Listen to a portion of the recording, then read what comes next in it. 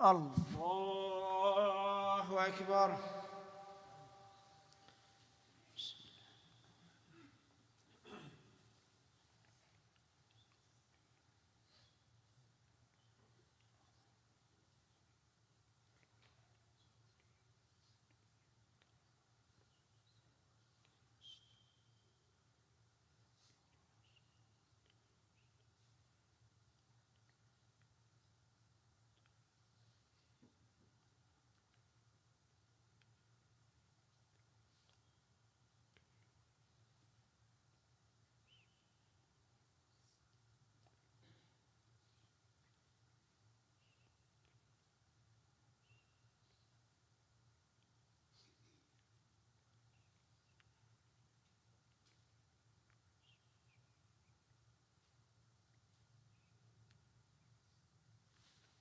الله.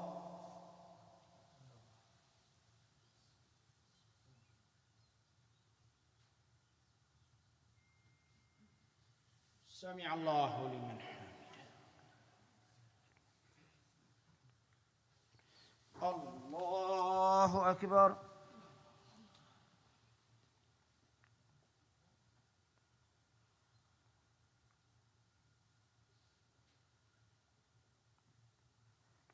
الله أكبر.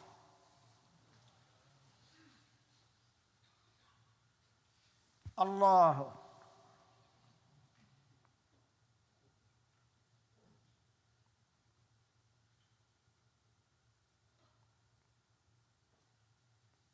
الله أكبر.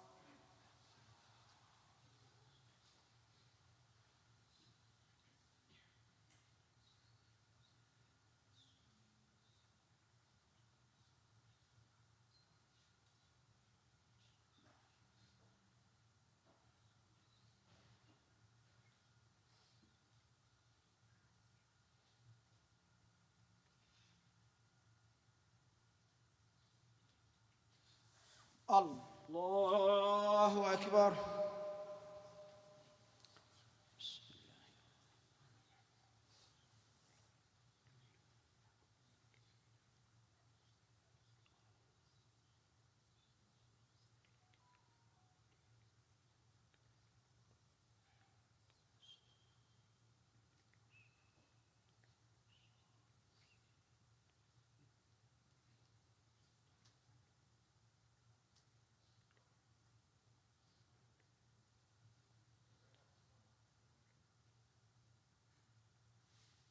الله.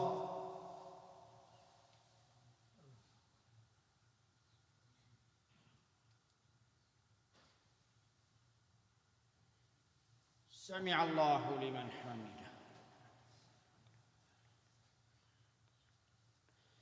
الله أكبر.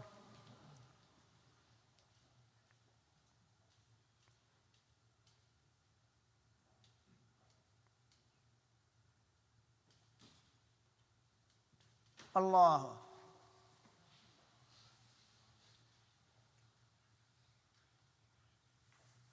الله.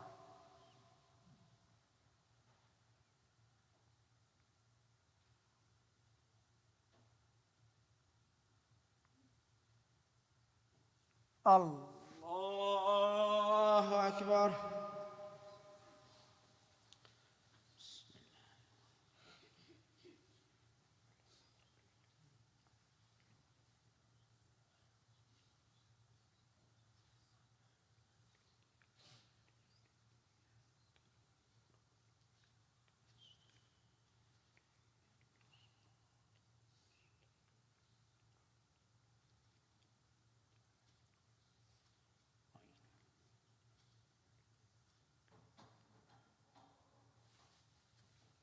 الله.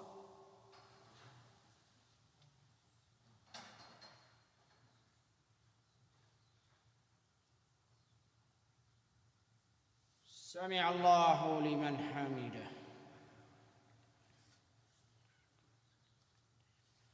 الله أكبر.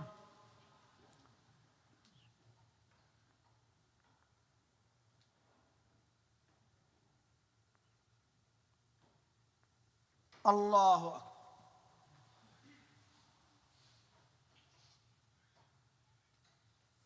الله أكبر.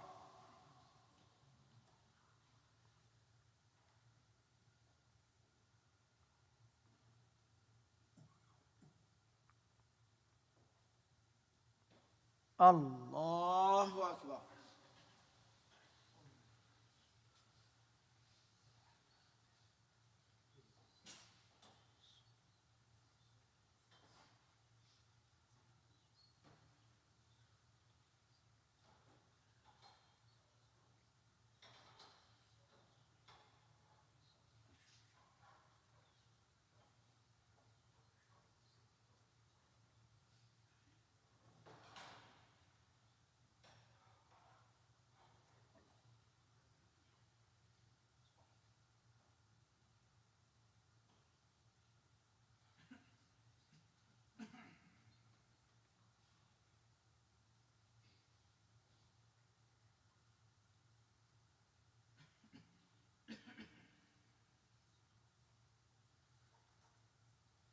السلام عليكم ورحمة الله.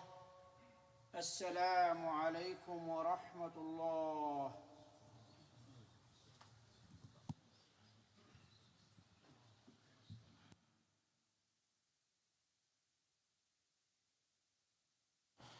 السلام عليكم. As of today, Asr will be at 5 o'clock. As of today, Asr will be at 5 o'clock.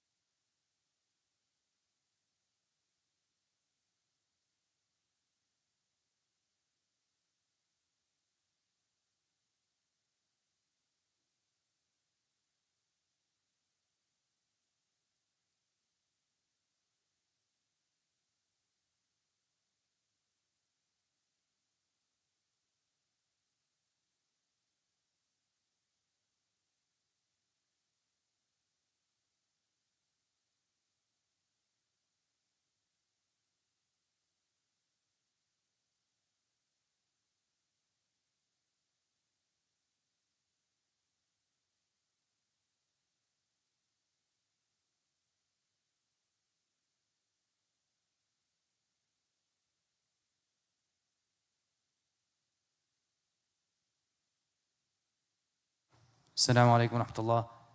For anyone attending the e-commerce workshop, we're going to get started in 5 minutes. There is some fresh coffee in the lobby if you would like to help yourself before we get started. Of course, you have to drink it outside, but you do have 5 minutes, inshallah, before we get started. So please help yourself if you're going to be joining us for the e-commerce workshop starting in a few minutes, inshallah. Jazakumullahu khairan. Wassalamu alaikum wa rahmatullah.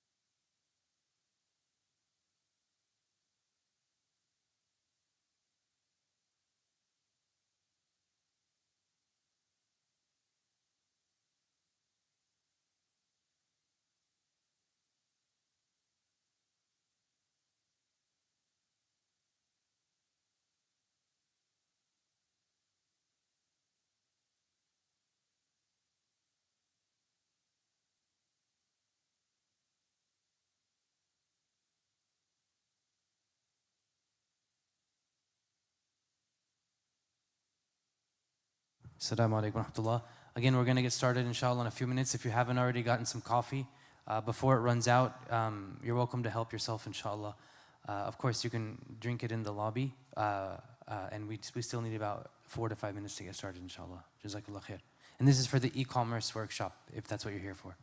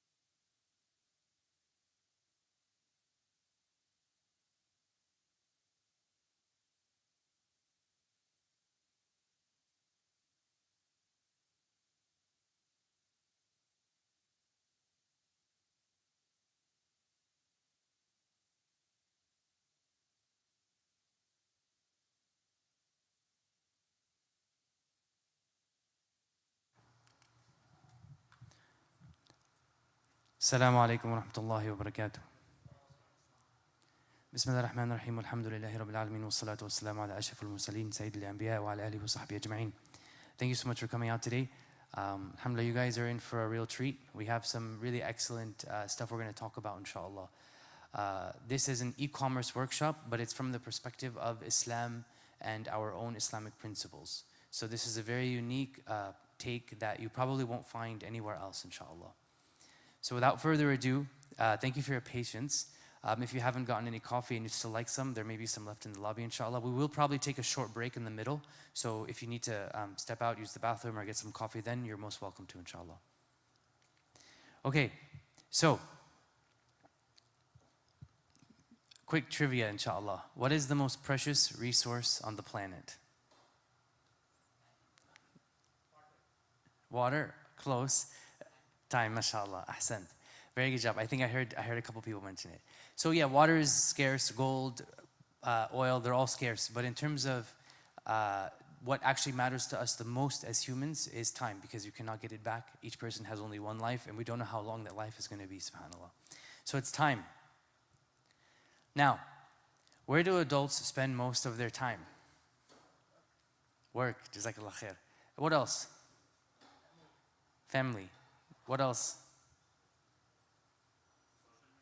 Social media, mashallah.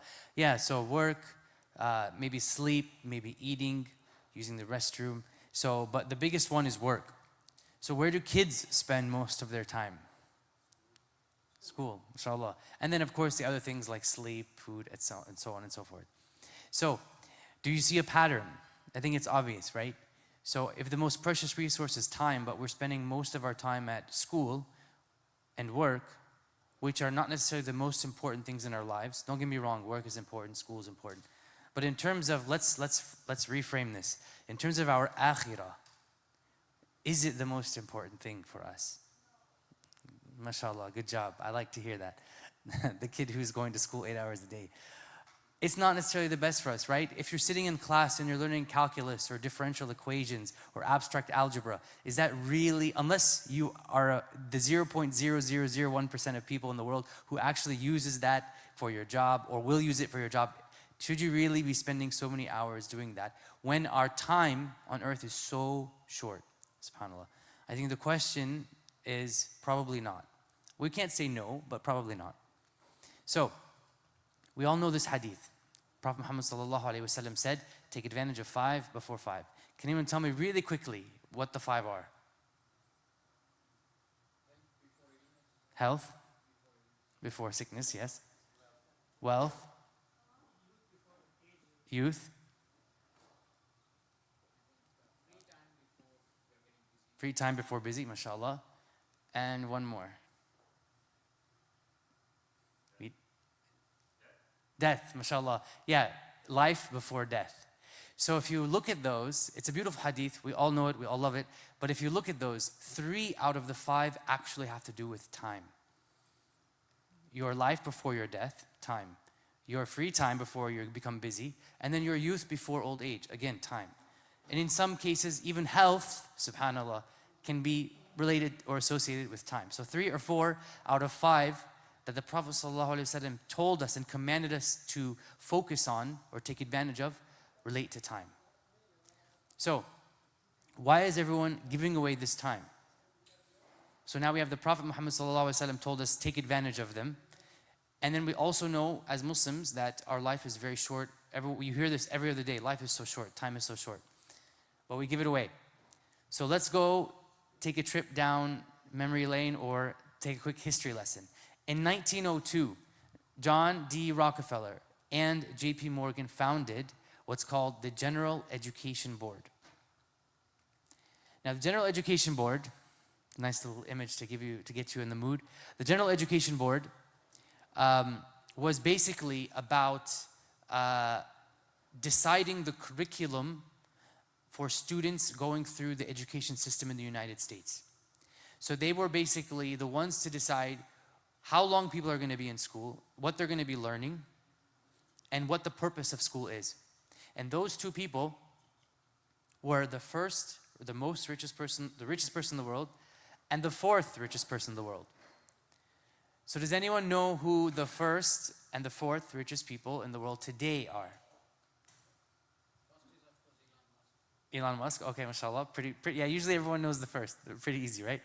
Does anyone know the fourth? And it goes up and down, so sometimes this slide may not be always correct, but it's close. You had your hand up. Do you want to guess? Oh, he was probably gonna say Elon Musk. Bezos. Yeah, he's up there, but I don't think he's fourth right now. Anyone else? No, he's actually way down now. Yeah, when I was a kid, I think he was number one. Any other guesses? Yes, mashallah. So Elon Musk and Mark Zuckerberg. So now the question is, would you trust those guys? Definitely not, right? After everything we've seen, subhanAllah, after everything we've lived through, especially the past couple of years, we definitely don't trust those guys. So, as I mentioned, top initiatives or top perspectives or the goals of the General Education Board are promoted high school, longer education, and supported higher education, so college. Now, what did they say all of this was for? To get a job. That's what we're told, that's what we're taught. Usually we just do what we're told, especially when you're kids. You can't really raise your head or you'll get smacked down. So we said, I'm going to go to school because my parents told me to go to school. And why am I going to school? Because I have to get a job, because this is what I was told to do. This is what everyone is told to do. I have to follow instructions. But we didn't really question this whole system. I went to high school, I went to college. I didn't really question it at that time. But if you look at the purpose, which is to get a job, when I was a kid, maybe, that was very true. And I know a lot of people in the room, when they were younger, sure, very true. But what about today? Where are most jobs going in the next year? Thank you. Yeah, a little robot is there to give you the answer. So what about the next few years? More jobs are going to be taken over by AI. And what about in the next 5 years? Or in the next 10 years? And you cannot see it. Jobs are going away. It's estimated that within 10 years, over half of all white-collar jobs in America are going to be taken over by AI. And it could be sooner, because nobody knows. These are just estimates. And my guess would probably be sooner than later, because AI is improving at a rate faster than what people can even comprehend. It's called an intelligence explosion. So they're currently using the models of AI that they have now to create the next version of their models. So at the very first version, the coders and the employees of these companies like OpenAI and Anthropic, they built their own version by themselves because there was no AI to assist them. But AI is now assisting in building the next generation of AI. And it creates what's called an intelligence explosion, because if the AI that they built now is more powerful than the one before it, and they continue to go, it's essentially exponential. And when you have an intelligence explosion, essentially, humans, as long as you have the physical hardware that's trained on the AI, humans may not be needed. We're talking about jobs only. We're not talking about other things. There's a lot of different reasons and purposes that AI can be used. We're talking only now about jobs. So, AI is not coming, it's already here. We've been using it for a few years. But, the future will be different.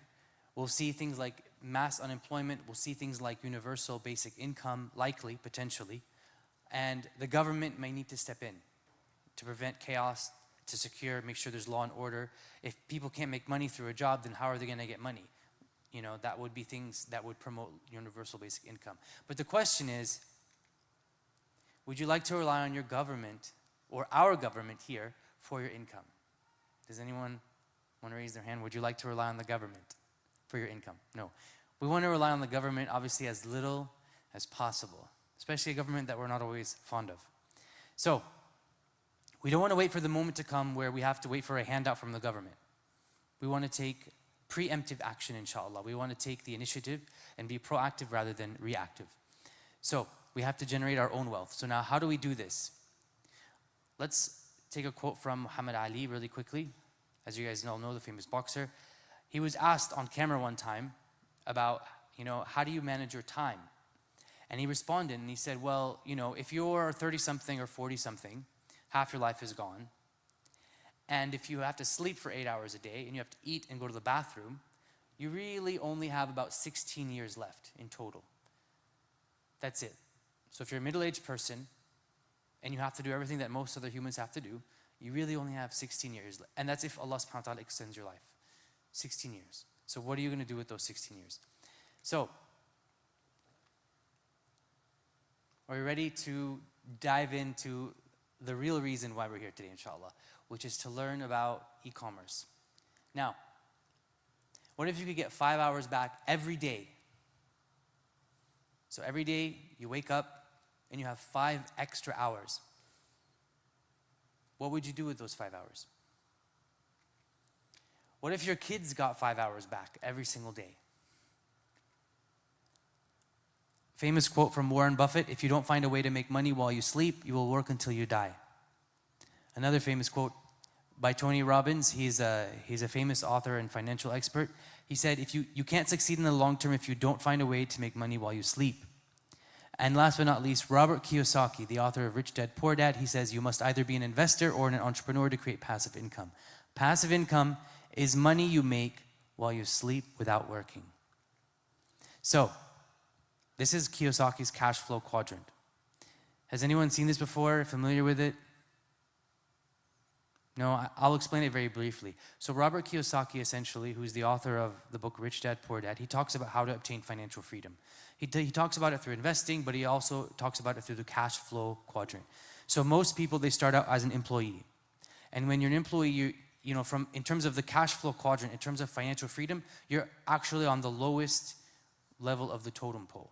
So you may have a really good job, making really good money, but from the perspective of financial freedom, you're actually very low because you're trading your time, again, going back to that key word that we talked about at the beginning of the talk, you're trading your time for dollars. Now, when you're self-employed, you basically have your own business, but you're still mostly trading your time for dollars. So now you're in charge of your own business in the sense that you choose when you work, you choose how long you work, how hard you work, but at the end of the day, you're still usually trading dollars for time with a little bit more quote-unquote control. And then you want to upgrade to business owner. So now a business owner is someone who has essentially the business running for them. So they're not necessarily invested time-wise into their business. What they do is they hire people to run their business for them, and now they get back a lot of their time. And then last but not least, you have the investor. So a successful business owner will take his income, he will invest into other businesses that are already run for him, or he'll invest into whatever he wants, projects, real estate funds, stocks, so on and so forth. And that money will then work for him and make him more money, or her more money, inshallah. So, on the left, you're still essentially an employee, even if you're an employee of yourself. On the right, you're an employer. We want to try and be on the right. And how do we do this? So entrepreneurship is going to be key, and we need to become business owners. But it's much easier said than done. So what business would you even start? So alhamdulillah, I want to give you guys some examples today. I think just to kind of really bring all of this abstract information down to reality. So what if I told you there's a business that you can start very quickly, and it can be scaled easily, and it's relatively AI proof?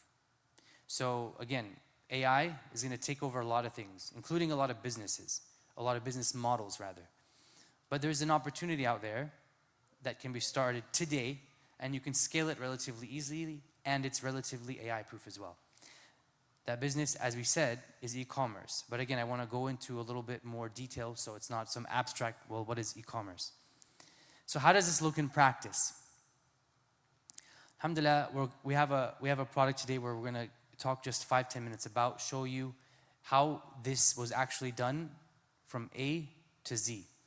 We're going to go into a much more detail in the second half of this workshop with Brother Rahil. He's going to talk about how to actually find a product and research, verify, validate, source, launch that product. He's going to talk about all of that. But I want to show you guys how easy it is with this physical product that my son actually spent 1 year developing and building. So going back to 5 hours a day, right? We had an experiment, or I used my children as an experiment, And I essentially took him out of Islamic school here in Houston, and I told him that you now have an extra 6 hours a day, because his school takes him about 2 hours. And in those 6 hours, you know, at first he was exercising, playing a little bit of video games. He would walk with his grandma who's retired. But I told him, I want you to try and do something better with these 6 hours that you have. So he started doing a little bit more Quran, a little bit more Arabic, alhamdulillah, than what his online Islamic school now teaches him. And then he also started, he saw that I'm in e-commerce and he saw that I sell products online, so he started developing his own product. And so I want to bring him up just to share a little bit about his journey so you can see for yourself with your own eyes and ears that this is actually very feasible. It's not impossible. It's not something that only experts can do. You don't have a college degree. It's something that anyone can do. So Amr, if you can come up, please, inshallah, and talk just 5 minutes about your journey developing your own product.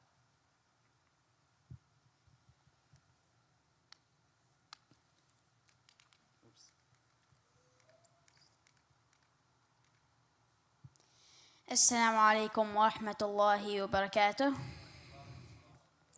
So just a quick question. When you think about board games and card games, what do you usually think of? Maybe like Monopoly or Exploding Kittens. But I personally love playing games with my family and my cousins, but whenever I played them, I realized that they don't typically reflect Islamic principles.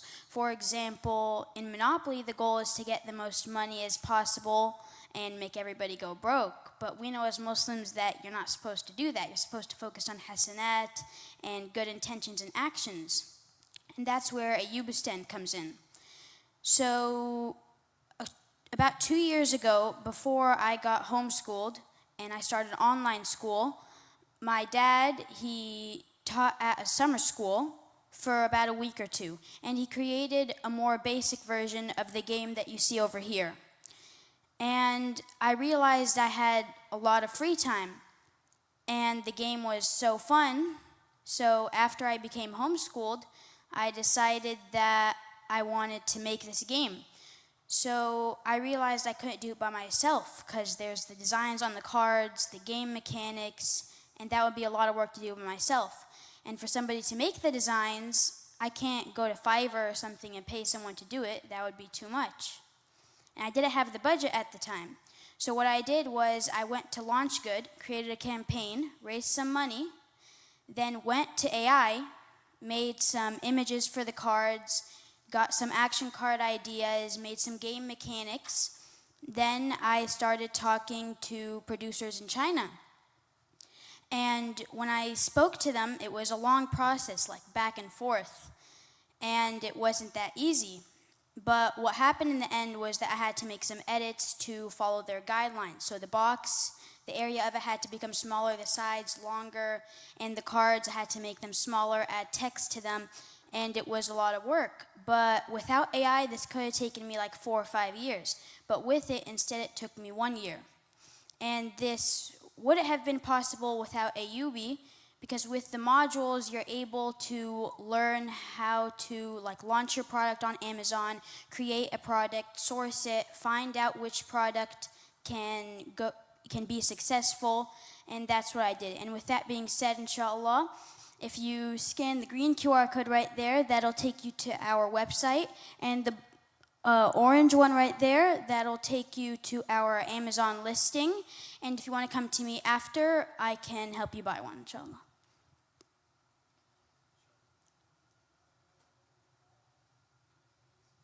Jazakallah khair. Thank you so much, Omar. So, alhamdulillah, obviously you can tell I'm a proud father, but I've actually played the game myself, and he has tested it with college students, high schoolers, middle schoolers, and younger as well. It's a lot of fun, and that's what he has spent the most of the year doing. So developing the actual game, the instructions and the cards using AI. Even he had AI play with itself just to make sure the game actually would truly last an hour or less and things like that. What took the longest part actually was trying to find people to play it with, so he could make sure that it was fun for all ages and not just for little kids, not too complicated, and so on and so forth. So he uses his spare time to make projects like this. He also does even more as well. Now he's on to things that are well beyond what I even use AI for. So now he's building virtual games and apps using other applications that I don't even use, subhanAllah. So I want to say that anyone... Oh, it's a screenshot. Oh, Jazakallah khair. Jazakallah khair. So, what have we been told about wealth in Islam? Moving on from all of this concept and talk about e-commerce, let's go back to Islam for a second. The common mentality is money is a fitna. Money corrupts. Or money is for dunya and we should focus only on akhirah. And the response to that is a simple question. What does our deen mention about wealth? So not culturally, not from overseas, not in Pakistan or India or the Middle East or Bangladesh or Indonesia or wherever we come from, but what does our actual Islam say about wealth? And here are some hadith from the Prophet ﷺ. How excellent is the wealth of the Muslim if it is acquired through lawful means and spent in Allah's cause and on orphans, the poor and travelers. Another hadith, or three more hadith actually. O Allah, forgive me my sins, make my home spacious for me and bless me in my rizq. O Allah, forgive me, have mercy on me, guide me, support me, grant me well-being, grant me rizq, and raise me in status. Lastly, O Allah, I ask you for guidance, piety, chastity, and ghina. And if you translate the word ghina, it literally translates as riches. So, and one more but related, a strong believer is better and dearer to Allah than a weak one, and both are good. And when we look to our scholars for how this hadith is interpreted, it is not just physical strength, but other means of strength as well. And one of those is wealth. And then of course, last but not least, not just a hadith, but in the Quran itself, the very famous verse where Allah subhanahu wa ta'ala is describing those who are preferred over the people who only ask for Rabbana atina fid dunya. So only for those who say Rabbana atina fid dunya, they are not the chosen ones or the preferred ones by Allah subhanahu wa ta'ala.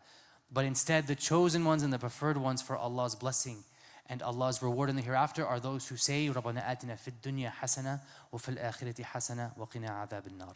So Allah clearly says that the people who will have the reward in the hereafter are those who say Rabbana atina fid dunya hasana wa fil akhirati hasana. So we shouldn't essentially be like monks or like other people who completely separate themselves from this world. And we shouldn't only be like people who say Ya Allah Rabbana atina fid dunya and that's it. We're a balanced nation, we're a moderate nation. We care about both the akhirah and this world. And the ones who do that and follow that path will be rewarded by Allah subhanahu wa ta'ala. So, another example from our religion. The 10 promised paradise. Out of the 7 who were guaranteed Jannah in this world before they passed away, 7 of them were very wealthy and 5 of them were businessmen. Abu Bakr, Uthman, Abdurrahman ibn Auf, Talha ibn Ubaidullah, and Zubair ibn al-Awwam. Now, we're going to focus only on one really quickly. Abdurrahman ibn Auf. As you guys are probably familiar with the story, after Hijrah he had nothing. He left Mecca, he left all his wealth behind in Mecca, and he traveled to Medina, and he was paired, as the Prophet ﷺ paired every muhajir with an Ansari. And he was paired with Sa'ad ibn Rabi'a. And Sa'ad famously offered him half of his wealth. He said, I will give you half my wealth. He even offered to divorce one of his wives and give him one of his wives. But Abdurrahman said one simple statement, or rather a question. He said, may Allah bless you, thank you, but show me where the marketplace is. That's all he asked. So he rejected. Imagine someone in Medina, and you're a refugee, you're leaving America or whatever, and you're going and you're staying at this Muslim's house who has taken you in, and he's offering you half his wealth. How many of us would reject half of someone's wealth in a land where we are not familiar with? It's a country, we're a refugee. We don't have a passport, we don't have a home, we don't have a family, we're just there. How many of us would reject that offer and say, just show me where the souk is, where can I go buy and sell stuff? Most of us would be, let me just, we would say, let me just focus on myself, let me just recover from my travels, let me get settled in. He just said, show me where the marketplace is. So what do we learn from this? First and foremost, have trust in Allah, have an entrepreneurial mindset, and last but not least, the power of trade. So if we think like Abdurrahman ibn Auf, where is the marketplace today?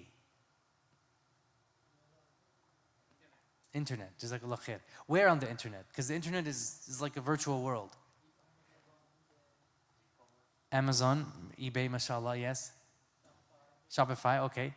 So usually when people go shop today, the number one place, at least in America, and now becoming in many parts of the world, it is marketplaces, online marketplaces. And the biggest one is Amazon. So how do we know this is the best path forward? Before we, keep going and we start teaching you more, I want to make a big disclaimer. How do we know this is the best path? We don't. No one knows the future. Only Allah knows. But He did give us a mind. He gave us the intellectual ability to think, plan, and plot accordingly. So e-commerce works. Why? Because it has a very low barrier to entry. Now this is a blessing and a curse. It's good and bad. Low barrier to entry means that a lot of people can do it. But it also means that anyone can get started, including a 12-year-old. It has lower risk. So instead of opening a restaurant or a food truck or a hospital or a clinic or a washateria, where you have to invest $50,000 or $100,000, that's automatically what are called sunk costs, you're able to start for essentially $0. It's location independent, so you can do it anywhere. And AI is an employee, not your replacement. And last but not least, this is the trend. So if you look at the rise of online sales on Amazon alone, this is what it looks like. So if anyone says that it's too crowded or there's too many people trying to sell, you just look at this chart or show them this chart. Because their revenue is increasing so much that they have plenty of space for anyone to join in. Why? Because they have more and more customers joining every single day. And this is not just in the US, this is across the entire world. How many people know a relative overseas that shops on Amazon? Right? Whether they're in Saudi Arabia or Qatar or India or Pakistan, they buy something on Amazon and they find a way to get it shipped. Either they use a service or someone brings it for them or so on and so forth. So with Amazon, the sky is the limit. If you look at how many customers they have globally, which I don't have that data, but let's just say it's around 500 million. There's 8 billion people in the world. So they're not even close to reaching saturation yet. And that's why the chart looks the way it does. Because they're opening online marketplaces every year in more and more countries. And more people across the world are shopping on Amazon, even if they don't have Amazon in their own country. So this is what it looks like. So if you think, oh, I'm too late. If we assume Amazon has, let's say, less than 1 billion customers, and there's 8 billion customers, potential customers in the world. And you might think, economic development, so on and so forth. I agree. But if you also look at the rate of population growth, within 10 years, what's the population going to be? We should get that data. We should ask ChatGPT, but it's probably going to be more than 10 billion. Population is growing very quickly, mashallah. So there's a lot of room for growth. Going back to this, remember the left side and the right side. No leverage, leverage.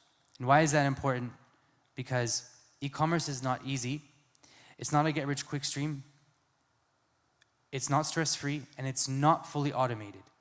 But there's something very important about Amazon and e-commerce. It automatically takes you to the business owner section of the cash flow quadrant. And why is that? Because with the automated systems now available, when someone wants to sell online, you can leverage all of these systems at your fingertip, and it only costs you $40 per month. So what used to require an entire warehouse and an entire team of employees to process orders, shipments, make sure your product is produced correctly and shipped correctly and delivered to customers safely, all of that is almost automated. So now, instead of trying to work your way up as an employee to self-employed to business owner, you can shoot straight to business owner. And you might be thinking like, well, what does that mean? How do you explain? So when you ship your product, all you have to do is speak to your forwarder or the company that's shipping your goods after you produce it. Once that company forwarder, and that may even be Amazon, by the way. So Amazon or the shipper of your choice, once they pick up your goods overseas, that's it, you're done. It will be delivered to Amazon's warehouses without you needing to do anything. It will be processed, checked in, processed, available for customers without you needing to do anything. And then once the customers buy it, again, you don't need to do anything. Amazon will package that order, ship it for you, the customer receives it. All you have to do is be ready if a customer reaches out, if they have a question, or if they have a concern, maybe their product broke, then you have to be ready from an after-sales support perspective. But almost the entire process of actually selling the product and getting it to the customer is automated, which used to require entire teams, subhanAllah.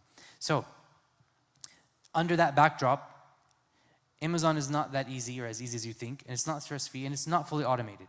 But most of it is automated, and that takes you from the employee or the self-employed straight to the business owner, inshallah.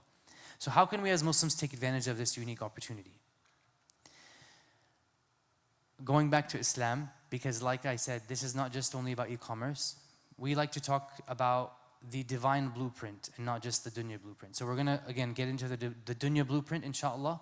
But first, before we can do that, I want to make a quick detour and talk about the divine blueprint. And one of the ways that we describe this divine blueprint is with the dish method.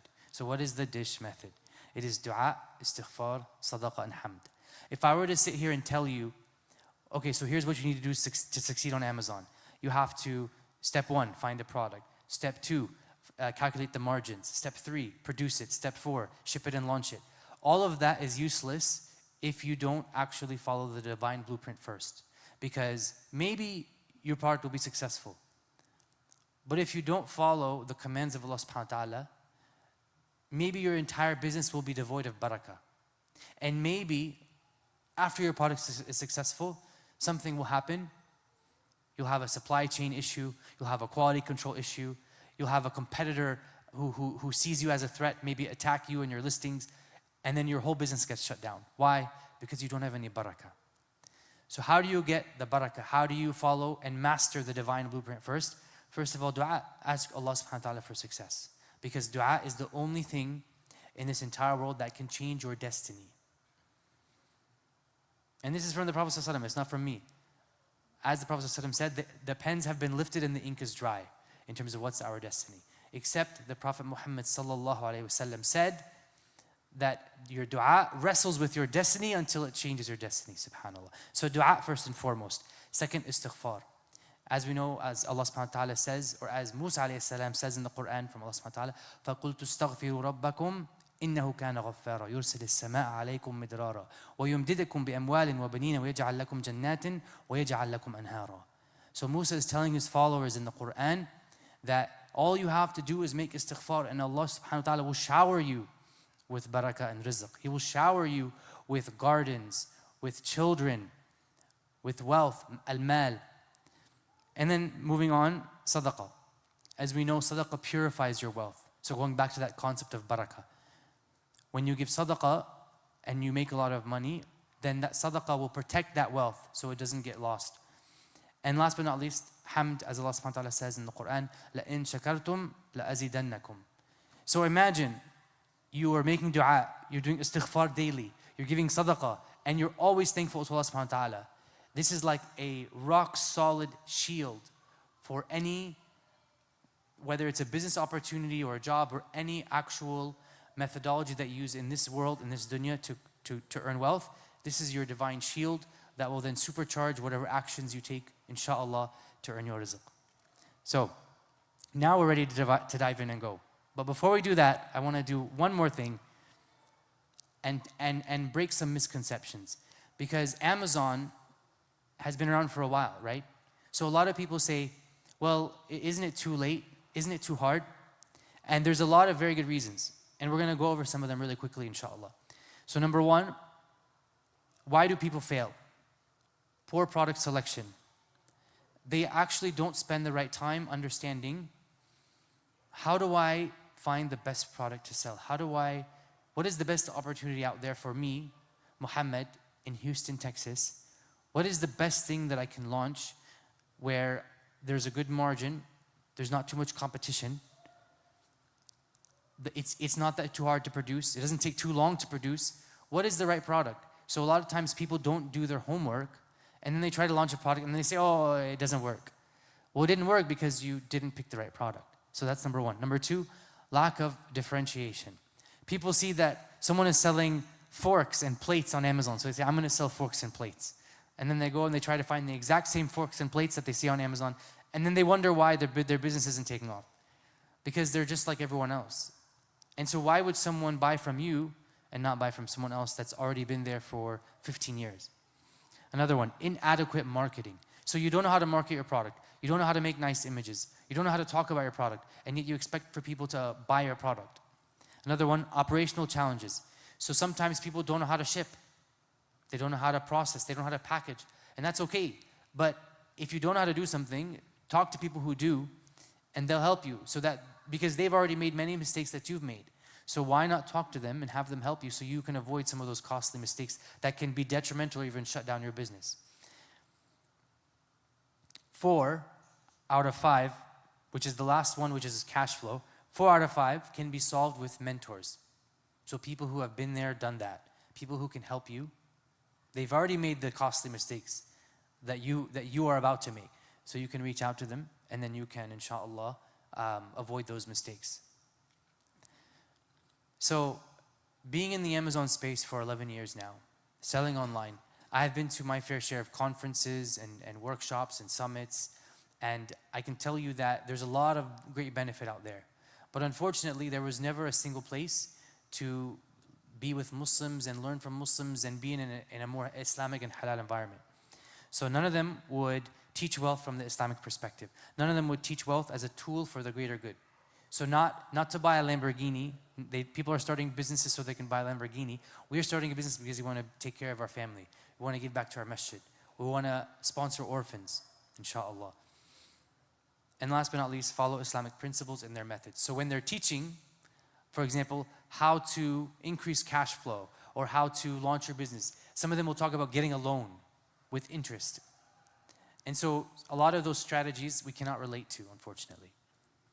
And that's why we created something, because your network is your net worth. Unfortunately, the reality is that a lot of time in life, it's about who you know, not what you know. And so, alhamdulillah, we created the Ayyubi Collective with that in mind, that we wanted a safe space for Muslims to come, collaborate, learn from each other, and then inshallah grow together. So these are some photos of us in gatherings and meetups, how we've helped each other. We've done retreats and we've done workshops. We've also done, we've been to conferences, so we're working on our own conference, but not yet, inshallah. Some folks from our team, alhamdulillah, as you know, Brother Raheel and myself are here today, but we also have some sisters as well. So what is this not? What Ayyubi is not, and what we teach is not about materialism. It's not for everyone, and it's not a shortcut to wealth. So what you're about to learn today from Brother Raheel is not a shortcut, and it's not about making a ton of money. And by the way, me personally, alhamdulillah, I've had my business for 11 years. My business is probably one of the smaller ones in our entire collective. Out of our entire group of Muslim e-commerce sellers, I'm one of the smaller ones. But going back to time, I spend about 5 hours a week on my business. And the rest of my time I can dedicate to helping other people learn, and also other things like being with my kids, picking them up from school, playing with them, teaching them, as I've done with my eldest son, alhamdulillah. So it's not about materialism. It's about getting back your time and figuring out how best you can serve Allah subhanahu wa ta'ala in this world before we get to the next, inshallah. So, one last thing before we take a break. One of the challenges that we have found with teaching people e-commerce and teaching people how to start a business, especially in the current environment, is, how can we talk about wealth generation whenever our brothers and sisters overseas are suffering so much? And it's hard. Like sometimes I don't want to work. I don't want to go to my computer and work because it's so hard to focus, especially when you see what's happening live streamed on social media. And so the answer to that is very simple. Are we useful? How are we more useful to the people overseas? Just sitting there and thinking about what's happening to them, or going out and generating the economic power that we need to change the dynamic and change the conversation? Because how are the people controlling, places like Gaza? It's not actually military. Because there's a lot more military strength outside of Gaza that could have entered. It's not just military. There is something else. And at the root of that is economic power. So when you look at who controls, the strings of the world, it is coming from a source of economic strength. People get elected to the US government. How? Yes, people are voting for them, but how do they get those votes? They advertise, they control the media, they raise funds, they donate to political candidates, and those political candidates later do what they want. AIPAC donates only around $100 million to $200 million to candidates every election cycle. We donate over $1 billion to charities across the world as Muslims. Muslims in the West even. So if we channel just 10% or 20% of all of that wealth that we send overseas to clean up all of the problems caused by the political decisions in this country, we could have a far greater impact than we do by sending $1 billion overseas. So again, by donating to political candidates, just a fraction of what we send overseas, we can change things far more effectively than the $1 billion we're sending overseas. And how is that happening? It's not happening with guns, it's happening with money. So you have to keep things into perspective. And we look at those who united the Ummah before us.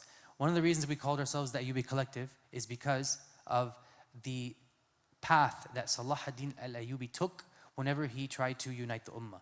One of the first things he did was he actually rebuilt the trade networks. So when the Ummah was fragmented and disunited, he actually improved what? The economy. He reduced taxes to zero. He improved the roads. He made people economically successful, which then made them more loyal to the Khalifa or the Khilafah. And then that, as a result, united the Muslims, and then they were able to regain their honor. So here, this is just some details outlining that as well, what I just mentioned. So Jazakumullahu khairan. Inshallah, this was a good kind of Islamic perspective on why we're here, what we teach, and why we're doing it. And then inshallah, maybe just a 2-minute break. Do you guys want to keep going, or should we give you a 2-minute break? Everyone got their coffee? We can continue inshallah if you'd like. Brother Rahil here is going to take the reins, and he's going to talk about how do you actually launch a product today. So not 10 years ago, not 20 years ago. How do you launch a product today and succeed inshallah?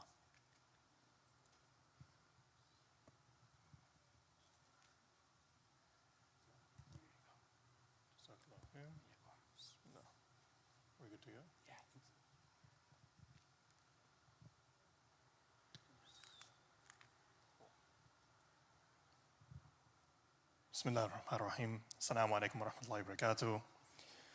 Alhamdulillah, alhamdulillah, wa salatu wa salam ala rasulillah wa ala alihi wa sahbihi ajma'in. So we are basically going to talk about the how-to now. So I know Muhammad, mashallah, has talked about the why, the what, and spent a lot of time on that. But the question always is, okay, yes, Muslims should be wealthy. Yes, Muslims should be millionaires, okay? Yes, we know that. But then how do we do that, right? So, and then that's kind of when the talk ends. And so inshallah, the next maybe 30, 40 minutes, I'm gonna go through this and try to show you the how-to, right? What are people doing right now? What are Muslims doing to build these businesses and these companies, inshallah? So we do have an agenda. What I'm gonna go through first is why e-commerce. And I know Muhammad touched on this a little bit, but I'll talk a little bit about it more. Did you want me to turn this on? Is it off? Perfect. So we'll talk about why e-commerce, and then we'll get into the different e-commerce models. So there's a few different business models that you can go with when you want to do e-commerce. We'll talk through a few of them, the ones that most people know. And then I'm gonna walk you through a case study, and I think this will be very beneficial for a lot of people. So what I'm gonna do is I'm going to follow the path of one of the members in our collective, inshallah, and I'll show you step by step what they did to go from, hey, I have this idea, I did some of this research, A to Z, all the way to now I have a product, I wanna sell it, I wanna launch it, and then how do I scale up from there? And so as we go through this case study, we're gonna talk about market research, we're gonna talk about sourcing and logistics, we will talk about marketing and how to actually launch a product on a platform like Amazon.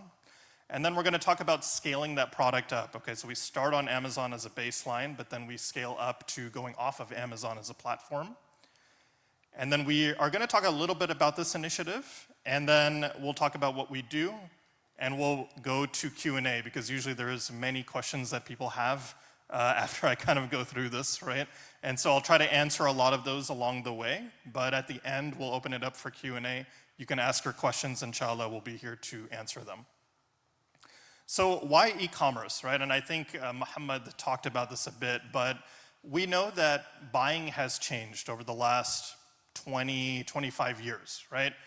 And we know that we have apps on our phone, right? We have Instacart, we have DoorDash, we have Uber Eats, we have Amazon. And the amount of times that you can go to your phone and decide that you want to, for example, order groceries for pickup, or have groceries delivered to you, or if you need something shipped overnight because you're going on vacation in a day or two.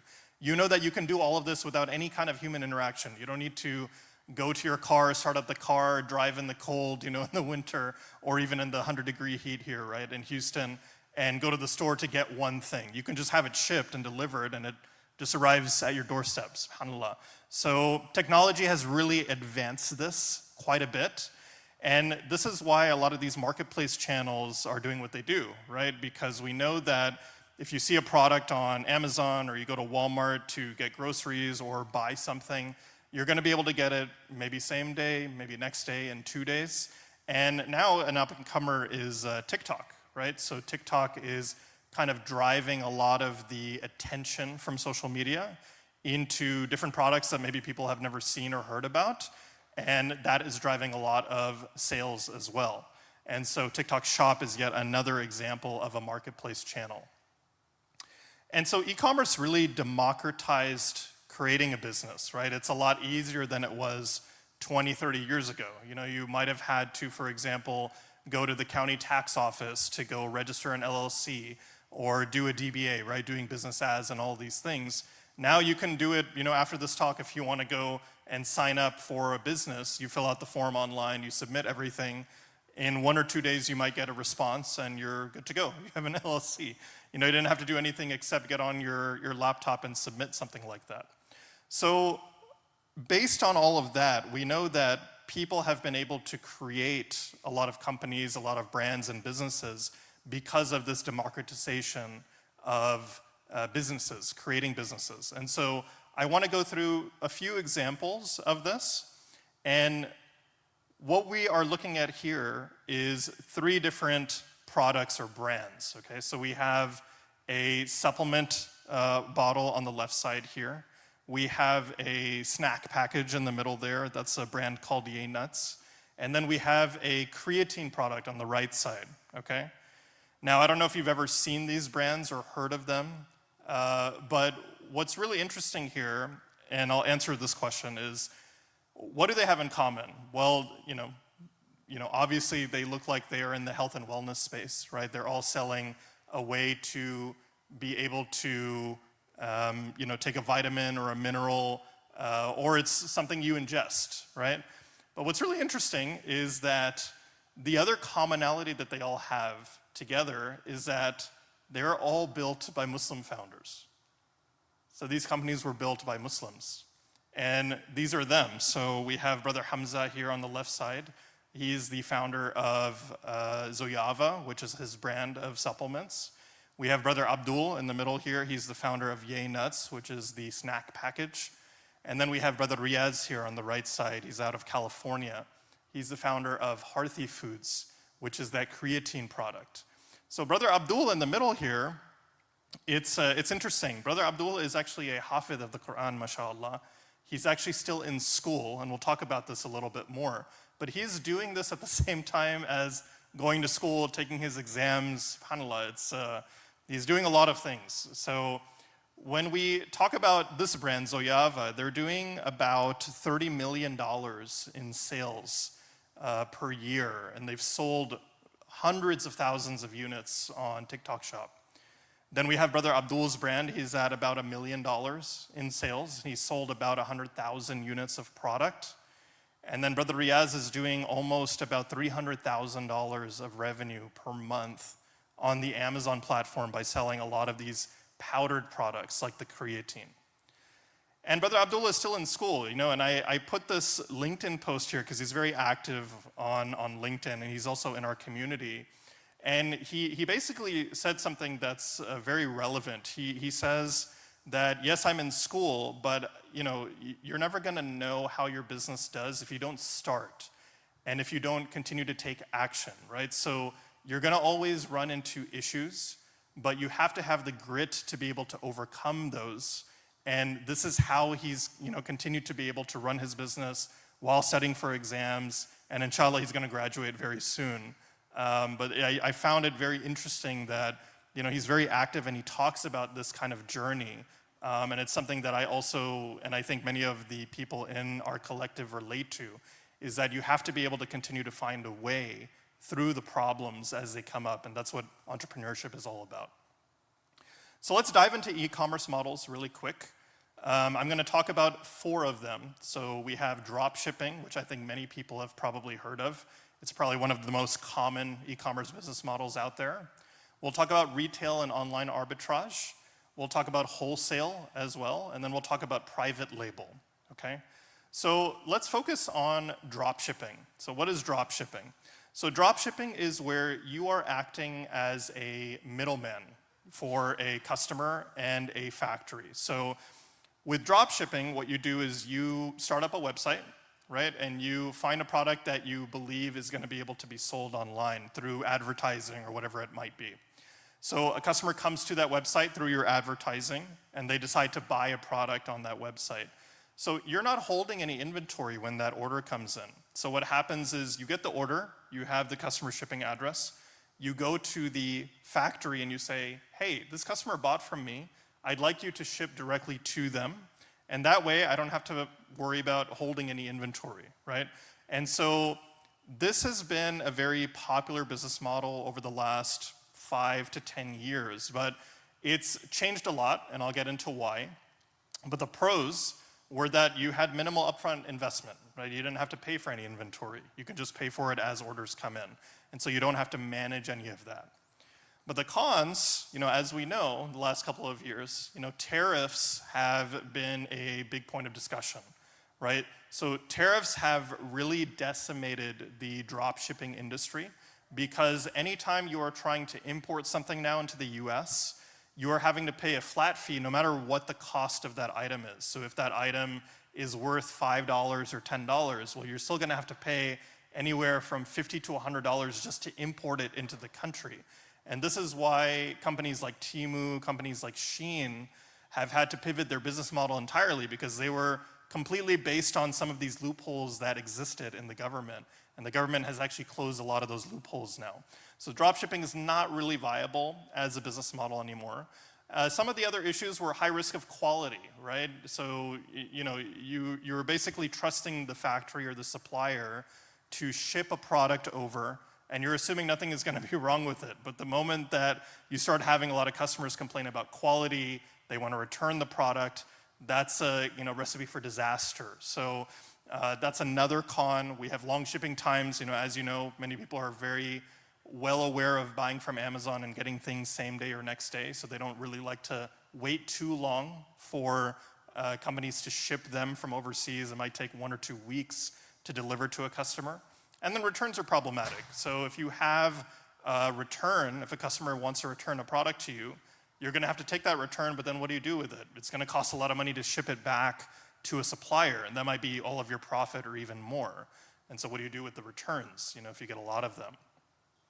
Next is retail and online arbitrage. So what is this? This is essentially, and what they call it now is flipping, right? So you go to a store, let's say you go to TJ Maxx or you go to Walmart or Target, and you decide to go through some of the aisles, maybe you go into the toys section or whatever it is, and you are comparing the price of an item on the shelf to what that price is of the same item, but it's on Amazon, for example.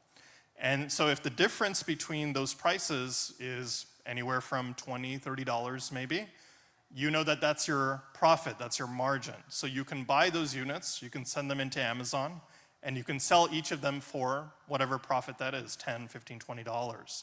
So that's essentially how this works. The pros here are that, again, it's very minimal upfront investment. So you're only buying what you can see, what you can touch, what you can feel. You know that it's probably not going to be defective inventory because you can see it and you're buying it up front when you go to the store. And it's a quick way to learn. So you can spend maybe $100, $200, test out this idea of selling online, right? And let me kind of see what all the pain points are before I decide to jump into something even more serious. This is a really good way to kind of test that entire A to Z, right? Now the cons here are, several. So we have lots of physical effort, right? So you're gonna have to get in a car, you have to drive to the store, you're gonna have to ship all of this inventory yourself, you have to put it in boxes, right? I need to get tape and go to the store, drop it off.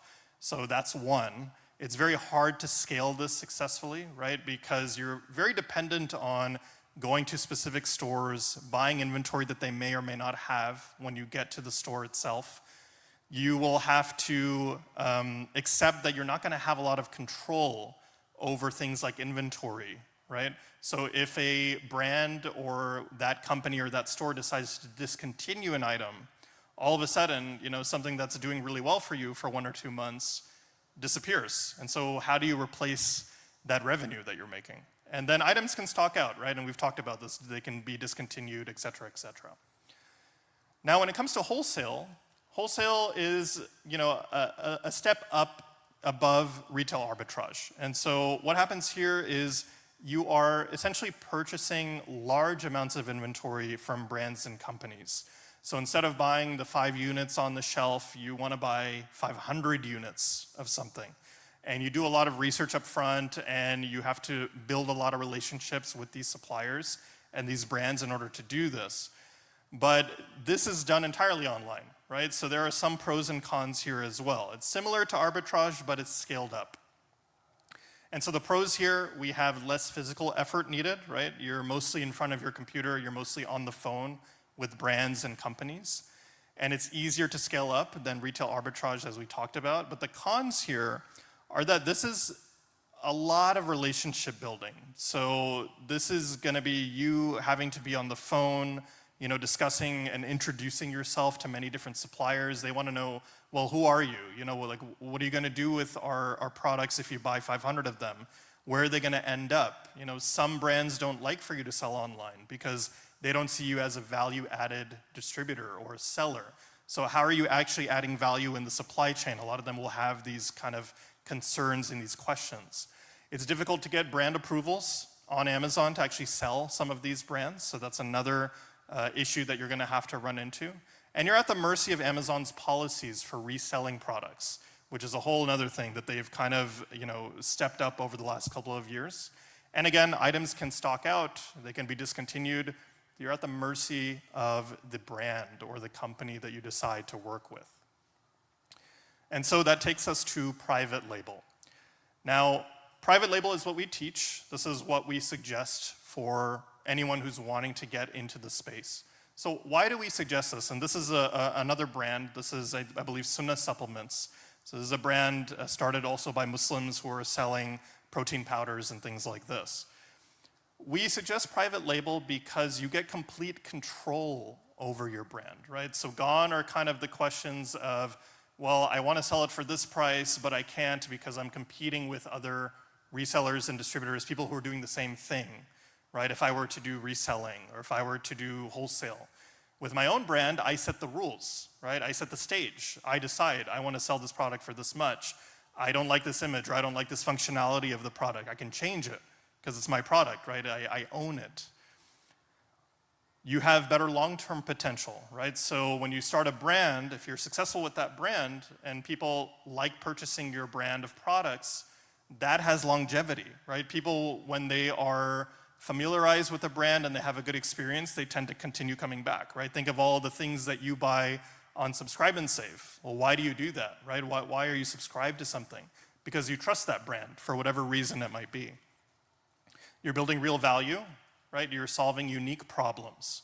So rather than, okay, I'm gonna buy low, sell high, and this is kind of all the value I'm bringing to the market, instead we can say, well, this doesn't actually exist in the market, right? Like I have this problem, how do I solve it? And I can solve it by producing a product that does what I need it to do, right? If I see that, all the brands in this one market niche are not fulfilling something that I need, well, I can present that and solve that unique problem.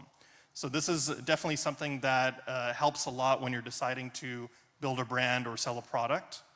You have equity in the business. This is probably one of the most important parts of this, is that when you decide to build a brand, you're deciding on a logo, you're deciding on a website, you're deciding on the packaging, the colors, the themes, what the product looks like.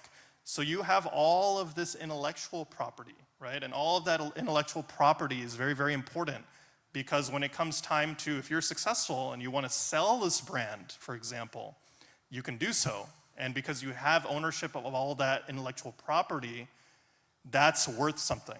So the number one way that a lot of people make money in this business, the most amount of money that they make, is actually not operating the brand when they launch it, but 2 years down the road, when they are successful and they've had a good track record, in 2 years they can sell that brand for 20 to 30 times what they make in monthly profits. So if your brand is making $5,000 or even, let's say, $10,000 in net profit a month, and you go to want to sell that brand, you can probably expect to be paid anywhere between $200,000 to $300,000 to sell that brand, right, to a strategic buyer, as an example. And this is why, of the many reasons we suggest private label, that's probably one of the biggest ones. So how do we take advantage of this, right? So we know that these business models exist. Private label makes the most sense. So how do we take advantage of it? Well, we have to start with capital, right? So we do need some amount of money, and this money is budgeted for a couple different things, right? We have inventory, we have advertising, right? We have some costs that we need to pay for packaging, for design, logo creation, all of these different things. So all of that is kind of inclusive in that $5,000 to $10,000. Now, you're not limited to geography, right? So this is an e-commerce business. We're selling things online. So we're not opening up a store, on the street, and we're kind of, only strictly regulated to the people, in that local area. This is anyone who has access to the internet, anyone who uses Amazon, on a daily basis, weekly basis, whatever it is. We have access to all of those customers. And that's about 165 million people just in the US alone. Now, you can work from anywhere at any time, right? Because this business is run from your laptop, right? You log in, you manage everything online inside the platform itself. And you can scale without physical locations. We don't need a store, right? Because the store is online. People go to buy it on Amazon or wherever it might be, on a website, for example. And you can scale this with or without employees. As I think Brother Muhammad was saying, he spends about 5 hours a week on this, right? And probably more of that is forecasting demand for inventory, right? Replenishing our inventory. That probably takes the most amount of time out of anything, but that's only a few hours a week, if that. So let's get into the case study. I think, this will probably be the most beneficial part of this. So we're going to follow one of our members' journeys to success online. And we're going to answer a lot of different questions, right? A lot of questions come up about how did they know what to sell? What made them decide on the product? Where did they get it from? How did they get it shipped to them, right? How did they get their first sale online? And how is that product doing right now? If we've built this brand up, we want to know, okay, well, how long has it been around and what is it doing right now? And then the biggest question, I think, is how can you do it too, right? Is this something that you can do as well? So in our case study, we're going to go through a timeline of, from A to Z, what do we do from start to finish? And the first step is actually always to start with Bismillah, right? We have an intention to be able to build a business for whatever reason it might be, to take care of our family, to get out of debt, whatever it might be. You want to create something for your kids. You want to create something that is going to last a long time, maybe beyond you. Maybe your kids can take over it. But we always start with this intention, right, as Muslims. So the first step after Bismillah is market research. Okay, and market research is extremely important, if not the most important step out of everything that you can do in this process. How do you know what to sell online, So what we suggest and what we have found that has worked for many people is you want to sell something that solves a problem, right? Any product out there is solving some kind of problem. And so this is definitely something that you want to have. You want to have a product that solves something. You want to sell something that you enjoy, okay? So if you don't enjoy something, it's very hard to try to make it work when it's not working, right? If you run into a bump in the road, you know, how much energy, how much motivation are you going to have to kind of, you know, go through those issues? You want to sell something related to your hobbies, right? We saw Brother Muhammad's son, Omar, he made a card game, right? And he's loved card games. He's loved board games. And so he saw that kind of opportunity where, okay, well, I've played all these board games, but none of them really give me a sense of like, okay, well, in Islam, you know, like, I can't actually like, you know, deal with some of these concepts in some of the games that exist. So he decided to make his own game, inshallah. And then you want to sell something that you have interest in, right? It's essentially the same thing as I just mentioned. And we can use Brother Omar's example with that as well. So we want to pick a niche. And a niche is a subcategory of a category. So think of, you know, we have a category of, let's say, beauty products or supplements, right? Vitamins and minerals. But I don't want to go and sell, you know, like vitamin C. Like, you know, there's many billion-dollar companies selling vitamin C. You know, what am I going to do to try and break into this market and be successful? It's probably, you know, like a dead end from when you start. But as an example, let's say you like pickleball, right? So pickleball is, I guess, you know, all the rage the last couple of years. There are a lot of things that you can do that are kind of in the realm of this category. So we have nets, we have paddles, we have clothing, apparel, shoes, right? We have scorekeepers for when you're actually playing a game of pickleball. And then you have even training aids, as an example. Now, if we take another example of a category, we can think of hosting guests, right? Like my wife loves to host people at the home. And so for her, what she might think about is, okay, well, if I like hosting, I might get into like party plates, right? Or sell trays or themes or some kind of party gifts, right? Or centerpieces as an example. So this member, as they were kind of going through this process of, you know, doing the research and kind of figuring out what they wanted to sell, what did they ultimately decide on? This was kind of a little bit funny because, you know, when I was speaking to them and trying to understand what they were deciding to sell, it was a little weird. And the reason is because they decided to sell bidets. They decided to go into this bidet market, okay? And I was like, well, I don't know if you're interested in bidets. I don't know if anyone has that interest. But why did you decide on that, right, as a product? So why a bidet? You know, aren't there a million different bidets to choose from, right? These are kind of all the questions that I'm like thinking of. Aren't huge, like large brands selling them? You know, aren't they cheap? There's a lot of them that are cheap. How would you make money doing this? And how would you stand out, you know, in the competition? You know, aren't there huge billion-dollar brands selling these? And this is why market research is extremely important, right? So finding the demand and determining what the competition looks like, that's a key part of starting this business. So how do you do that online? Well, we first have to understand how marketplaces work as channels. So we can take Amazon as an example of this. When you type in a keyword on Amazon, let's say you go on your laptop, you're on your phone, you're like, oh my God, I need this XYZ product, you know, by tomorrow, you know, because someone told me, you know, I need to get it, or I need it for a project I'm doing, whatever it is. And you go and you type in a keyword. So over here in the example, we've typed in bidet, right? Amazon, what they do is they show you potential searches that can come out of that root keyword that you're putting in. And so there's a lot of those different kind of keywords in there, right? There's a variety of them. So you have for example, bidet attachments, or you might have a portable bidet as an example. So there's a lot of different differentiation in that. Now, you have different tools out there that can show you the demand of any of those specific keywords on Amazon, right? So this is now, we're learning that these amount of people, let's say it's 20,000 or 100,000, 200,000 people are searching for this term every single month, okay?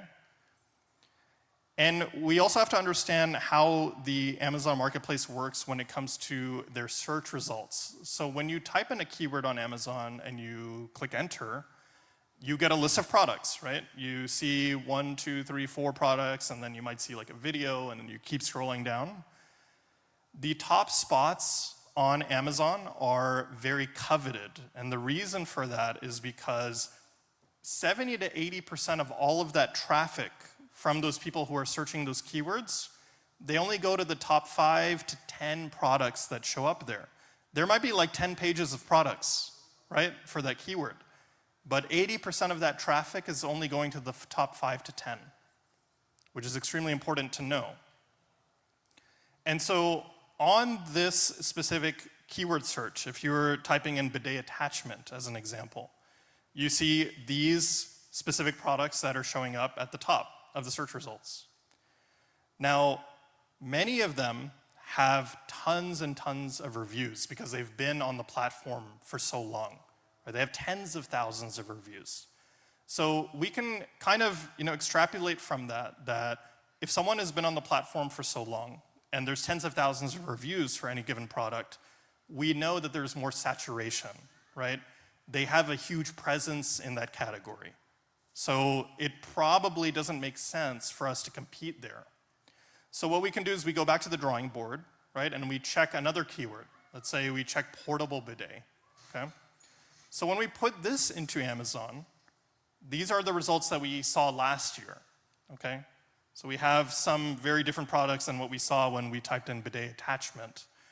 But what we notice is that there's 2 products here. They have far less reviews. They don't even have 10,000, they don't have 1,000. Some are a couple hundred reviews.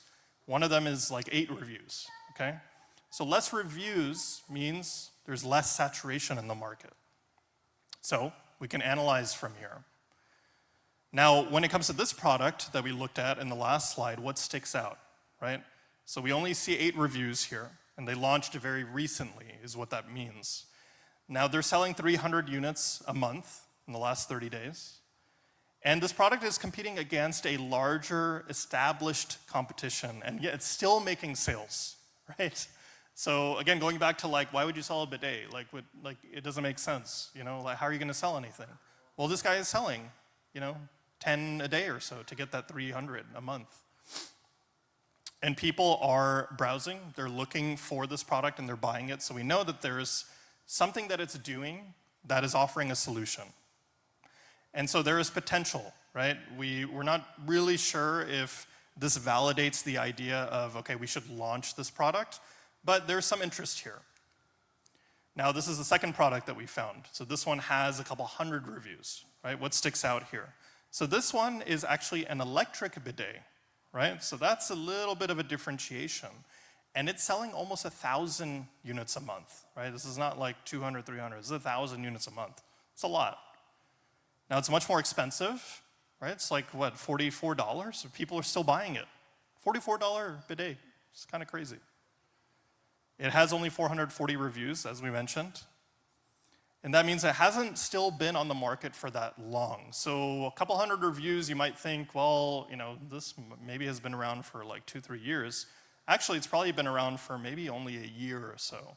And the reality of the situation is that Amazon is not asking as many people for reviews anymore. And so out of maybe 100 orders that you get, you might only get like 1 to 5 reviews at the most nowadays, okay? So this is a potential product that we can sell because it solves a problem. It has a lot of demand, as we can see. People are buying it. It has low competition. Customers are willing to pay more for it, $44 for a portable bidet. And it has a unique offering, right? It's portable and it's electric, right? It's not just like a squeeze bottle. So we go from there to sourcing, right? So we've essentially now validated that we have a product, we have a niche, like a subcategory that we can get into. And so if we have this idea, we're like, well, we can sell something, similar to that. We can probably do it better. Okay, well, how do we find that product? Like, where do we go? Like who are we going to get it from? So how do you source is the question. And there's a couple different things you can do. The first, and I think many people don't really know this, is that you can actually search public import records of similar brands and companies on the internet. And import records are essentially paperwork that has been submitted to the government to import any products into the United States. So all of these people who are selling products in the US, name any company, they're always going to be importing from somewhere, Taiwan, China, Vietnam, wherever it is. And those documents are actually public unless the company decides that they want to hide them for whatever reason. Now, you would think most want to hide, who they're importing from, but the reality is not many people actually do this. Not many companies are doing that. Now, you can also search databases like Alibaba, right? So Alibaba is probably one of the biggest ones that people have heard about. There's also 1688.com. There's global sources for products that you can search for in factories. You can visit well-known trade shows by the category. So let's say you're interested in toys. Well, there's a yearly toy expo, for example, I think that happens in New York. So you can go to that, you can kind of talk to vendors there. And anyone who's exhibiting there, that they've had to pay for that booth. They've had to send employees to represent their brand. And so that, they're not just kind of a fly-by-night factory or company. And honestly, at this point, AI has gotten so good that you can honestly just use AI with deep research, and it can do all of that for you. So you can go to Gemini, you can go to ChatGPT, you can use the deep research tool, and it'll do this deep research for 5, 10, 15 minutes. It'll look for all the import records. It'll look for all these different clues of like, okay, well, this got imported from here, therefore, it could be this company because it's in this geolocation. It does it in 5, 10 minutes, subhanAllah.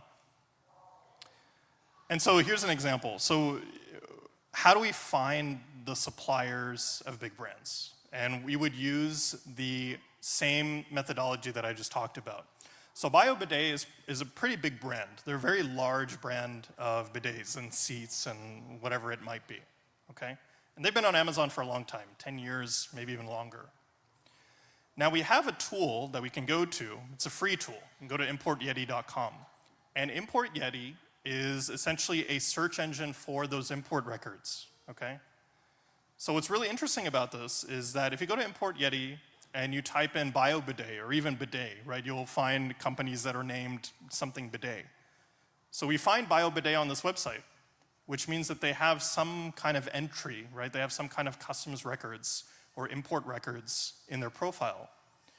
And so when you scroll down on the page of their profile, you'll find that there are import records from a South Korean company, okay? And so you can see that, well, they're importing it as like personal hygiene appliances, right? Which kind of is like, okay, well, that's probably a bidet, right?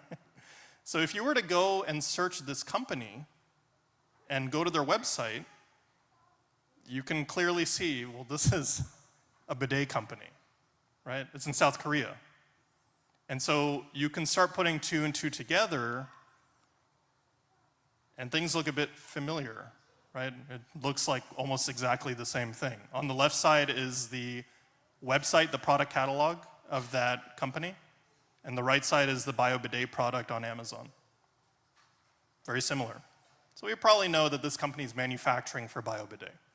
That's how we find our supplier. And that's just one example. We can also use the supplier databases, right? So if we want to go to Alibaba, they're the most popular version of this.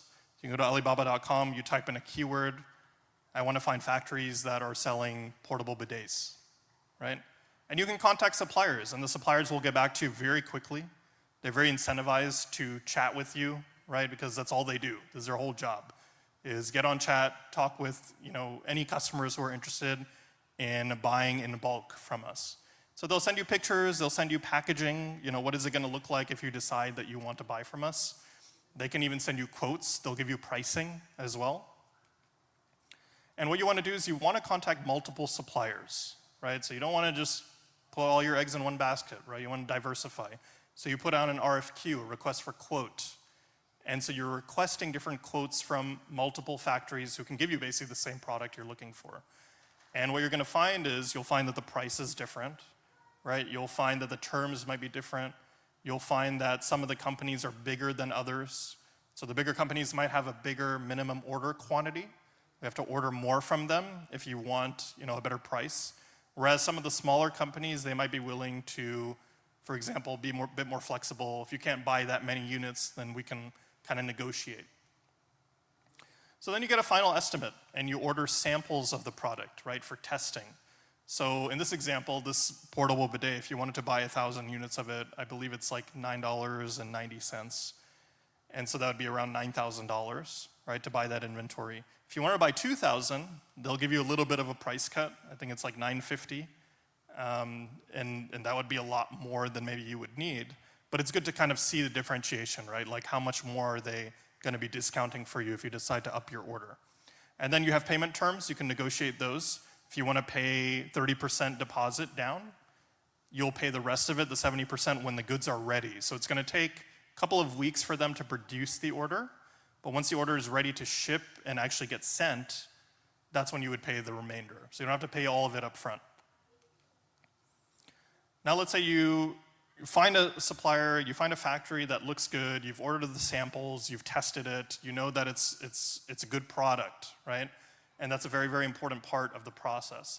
But you also want to calculate all of your financials, right? You need to make the numbers work, as they say. You got to have the mathing, right? If the math is not mathing, it's not good. So there's a lot of things you have to consider. If you want to sell on Amazon, there is all types of fees, right? Welcome to selling online. So one of the biggest ones is Amazon fees. Amazon charges a fee based on the price that you decide to sell for. And depending on your category, it may be 8%, maybe 10%, 15% in some cases. So they take a fee for that. So this is a calculator you can actually find online. And you can input the price that you want to sell for, and you'll see all these fees that get listed out. And then you can kind of make the math work or not work, right? This might be a dead end if you can't make the numbers work. You have fulfillment costs. So Amazon ships for you, right, as Brother Muhammad was saying. So you send in all of your inventory to Amazon. They handle all of the shipping, all of the packaging. So if someone orders something, they're going to put it in a box. They're going to put filler in the box. They're going to make sure it's not going to get damaged most of the time, right, when it gets shipped to a customer. And so you're paying for that, and usually you're only paying around $4 or $5 for all of that. So just to print a label probably at UPS or USPS is going to cost you $6 to $7, and this is $4 or $5, right? That's the power of economies of scale for Amazon. You have storage cost, right? So if we're sending all of those 1,000 units into Amazon, they're going to charge us for storage, right? Because we're taking up inventory space in their warehouse. Now, depending on how big the inventory is, how much space it takes up, you'll get charged a certain amount, right? In this case, these are portable bidets, and so they're not going to be taking up much space in Amazon's warehouses, so you're not probably going to get charged that much, maybe $20, $30, $40, $50 a month. We have inbounding cost. So we do have to pay to ship the inventory into Amazon, right? So all those thousands of units that you want to send in, you're going to have to know what does that cost look like and what does it look like on a per unit basis, right? Because what we're doing is we're calculating the per unit cost and all the fees and everything into this calculator. And then you have your cost of goods, right? What does the product actually cost? And in here, I think we've put like $10, right? So we had that $9.90, which included the shipping. And so it would be about $10 if you wanted to just kind of ballpark it. And then you have miscellaneous costs. If you want to front load some of the costs to where you say, well, I'm going to be running advertising, and so I probably need to add $1, $2, $3 per unit for the advertising cost. You can build that in also if you're not well aware of what that might be. And then you look at what the numbers give you, right? So they will spit out a couple of different things. They give you net margin. So we want to aim for about 30% or more net margin. In this case, we have about like 40-something%, which is amazing. It's great. And then you want to look at your profit, right? What is your net cost, your net profit? I think here it's about 20 something dollars, right? And so from selling it at about 44, about 23 of it is the cost of the product plus all the fees, the storage, anything else that might be in there, shipping it into Amazon, and then Amazon shipping it to a customer. That's what is in that $23, right? The rest of that is your net profit. What are you going to make, right, after all of that? And so it comes out to, if you were to be selling 1,000 units of this, you'd be making a net profit, somewhere in the 20,000s of dollars. So we do all the numbers, right? We try to make the math work. It seems like it works in this case, right? So in this scenario, we're like, okay, well, we made the math work. We found a product. We found a supplier. Now, how do we get it into Amazon? Right? What does that look like? And the question that always comes up is, do I have to ship these orders myself? And the answer is no, as we discussed already, right? So Amazon Prime, if anyone is not aware of it, right, it's been around for a long time. And Amazon Prime essentially allows people to buy something from Amazon and get it same day, probably next day in almost all zip codes in the US, outside of any rural places, right? And so the way that this works is it's powered by the Fulfillment by Amazon program, which is called FBA for short. So you send Amazon all of your inventory up front, right? And then that Prime badge that you see on many products on Amazon, it gets enabled when you do that. And so Amazon ships for you. You don't have to worry about, okay, well, we got 20 orders, 30 orders yesterday. I need to spend like an hour, 2 hours packing this all up before I go to my 9 to 5, and then it becomes very stressful, right? This is probably one of the most stressful parts of selling anything online is the shipping. But Amazon takes care of it for you, which is a big deal. So this is very convenient, right? It's cheaper than shipping yourself, as we talked about, right? Just shipping a label out is like $1 to $2 more than Amazon just handling everything for you. So how do you ship products into the Amazon warehouses? So you have two methods. You can ship by sea or ship by air, right? So if you're sourcing from overseas, you have to get them into the United States. So if you ship by sea, it's going to be slower, right, because it's on a boat. But it is going to be a lot cheaper, right, because there's a lot of space on that boat. There's a lot of people transferring everything overseas in like huge containers, as an example. And so the cost of that is going to be cheaper. If you were to do it by air, it's faster, right, but it's more expensive. And those are the two options that you have. Now, there are also customs fees, right? So there are tariffs. Sometimes it can be 30%, it can be more for certain categories. So in that miscellaneous field, in that calculator, that's kind of where you would also add that as your cost. So you want to make sure that you're accounting for that in some cases. So how much inventory do you send into Amazon, right? So well, how much do I need? What do I start with? Like 100 or 500 or 1,000 or 2,000? Like, what does that look like? So you would send around 6 to 8 weeks of inventory. And there's a very specific reason why you would do that. And really the answer is that you want to make sure that when you're forecasting that inventory out, if you start to see success in the first couple of weeks, you know that you need to place an order immediately, right? A second order, because you have to deal with lead time, right? The manufacturer has to take 2-3 weeks to produce the product, and then it's going to take another however many weeks to get to you overseas. So you have to kind of bake that in, which is why you want to order at least 6 to 8 weeks of inventory in the beginning, so that you're not in a position to where you stock out. And this is one of the worst things that can happen to you if you sell online, especially on Amazon, is that once you stock out, you lose that positioning in search results, right? We talked about this, where when someone searches a keyword on Amazon, you want to make sure that you're in those top 5, at least top 10 spots. And if you're not in there, no one is going to be seeing you. And if you have no inventory, Amazon's not going to keep you there because they need to make their money, right? So they're going to put someone who has inventory there, who's going to buy something. And if they put you there, you're out of stock. They're not making any money from your listing. They're not getting any referral fees, right, from people not buying your product. And so Proper inventory management is a very important, very critical part to being successful in this business long term. So we've got logistics down, right? We know that we want to send the inventory into Amazon. We know how much we want to send. So then we have to talk about marketing, okay? So how do we market the products to customers? So there's 4 different fundamentals at play here. The first one is branding, okay? So why branding? Well, as we all know, branding typically portrays you as trustworthy, right? It establishes a market presence. So when people see Apple and they see computers, they see PCs, the people who go for Apple are doing it for a very specific reason, right? There's a reason why people prefer Apple over PC, or vice versa.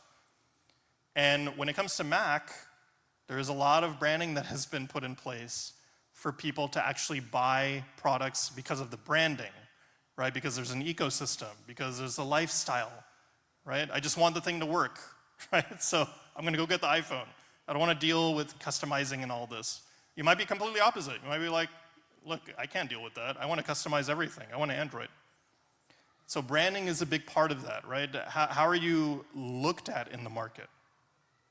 This also leverages customer psychology. So if someone is looking for something, they're not really sure who the main brands are who are selling this product that they need, what branding does is it kind of separates you from everyone else, right? So that's a very important part as well, and it helps you stand out from competition. Many sellers, what they do is when they try to sell things online, they'll always try to compete on price. And sellers who are from overseas are very, very peculiar about doing this, right? They feel like they can only win if they're the lowest price.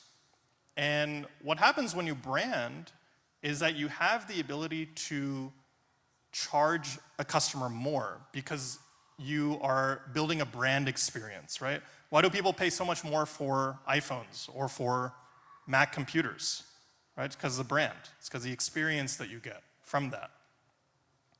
Next up is the product page. So you want to think about a product page from the perspective of it being your virtual shelf space on Amazon, okay?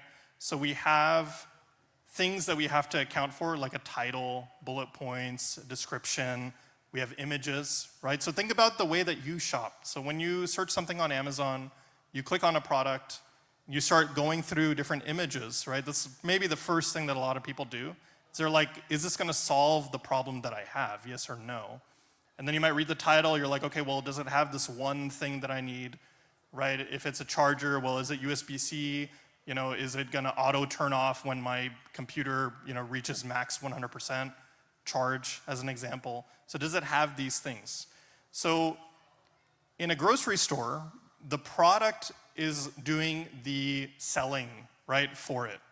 So you can go in a grocery store, you can look at the 10 different ketchup brands that exist on the shelf, and you can compare them. You can take them and you can be like, okay, well, this one has a USD organic seal on it, right? This one has a non-GMO certification. This one is, you know, this much more expensive. Well, why is that? I don't know if I want to pay $10 for ketchup.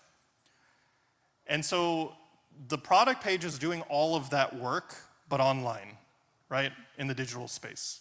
And so this is why it's important. So the way that we think about this is if all things are equal and you were to looking at 2 different products side by side, and these are 2 different products side by side here, which one would you click on, right? In a split second, like what is gonna make you want to click on one or the other? Now, in most cases, people clicked on the left one. And I think the reasoning is because of the branding, right? If you look at the right side, it looks like a very generic box. It's orange, it's kind of a weird color. It just has a generic title on the box of like what it does or what it is. The left side looks a bit more branded. It looks like a bit more unique, right? Like the functionality might be there. It looks like there's more accessories here. There's a bag that's also included. People are making these decisions in split seconds. You know, they're not like sitting there comparing for 10 seconds, right? They look at it and they're like, I want this one. Reviews is another one. We'll touch on this very quickly. But reviews can make or break the business, right? And so it's very, very important that you start with a great product. That's critical. And so in the testing phase, when you order samples for the product from the factories, this is what you're doing, is you're trying to compare between product samples to make sure that you're gonna be selling something that's not gonna go defective 50% of the time, right? Or lose battery 50% of the time, because that's gonna create a bad experience. Ultimately, that product's not gonna work out long term.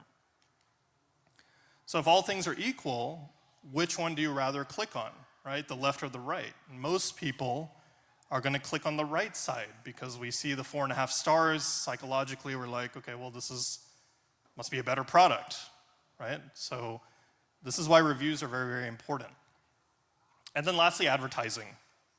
If you don't advertise these days on Amazon, any platform out there, no one is gonna see you, right? So we talked about this idea of there being 9 pages of products anytime you search anything on Amazon. So if you're not gonna be advertising, you're probably gonna be stuck in page 2, page 3, page 4, unless you build that rapport with Amazon. So you sponsor, right? You pay money to advertise. Just like if you were to start a restaurant, right? You're gonna have a grand opening sale. You're gonna have people come eat for free, right? And leave you an honest review of the food and the experience.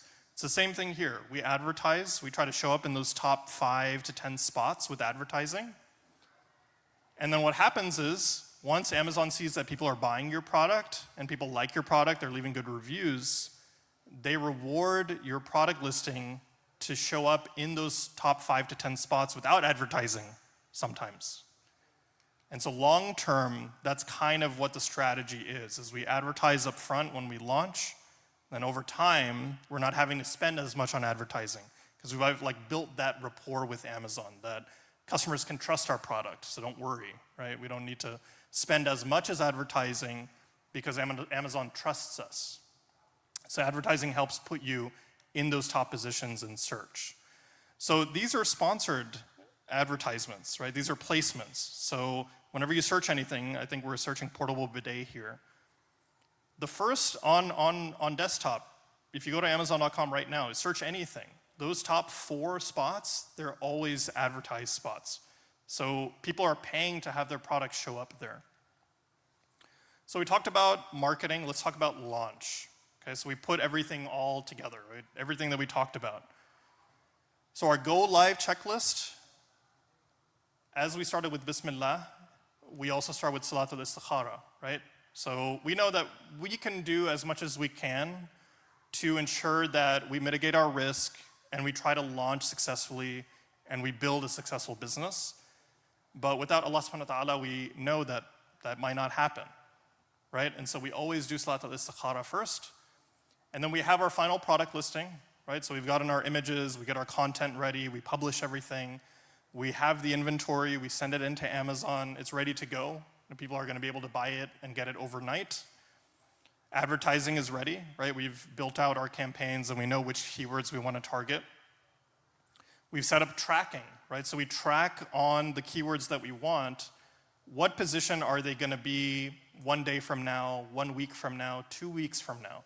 So we're gradually monitoring and we're seeing, okay, well, we're gonna start out at position 50. Okay, we're gonna be on like page 2 or page 3 when we launch. That's expected. So Amazon doesn't know anything about us. But the next day, or a few days later, or a week later, as people are finding the product through advertising, people are buying the product, we're building up that relevancy with Amazon, and Amazon starts rewarding us. So you start seeing yourself go from spot 50 to 40 to 30 to top 15, eventually top 10, top 5, right? And that can all happen within a week, can happen within a couple of weeks. It depends how saturated that category is, how many people you're competing with for those spots. And then we want to monitor our profit and loss, right? Like we need to know, are we making money, right? This is not this is not just an experiment. You know, we're trying to build a business long term. And so we want to be monitoring our profit and loss every day, making sure that we're making money from this. And so in the case study, from a results standpoint, this is actually what happened.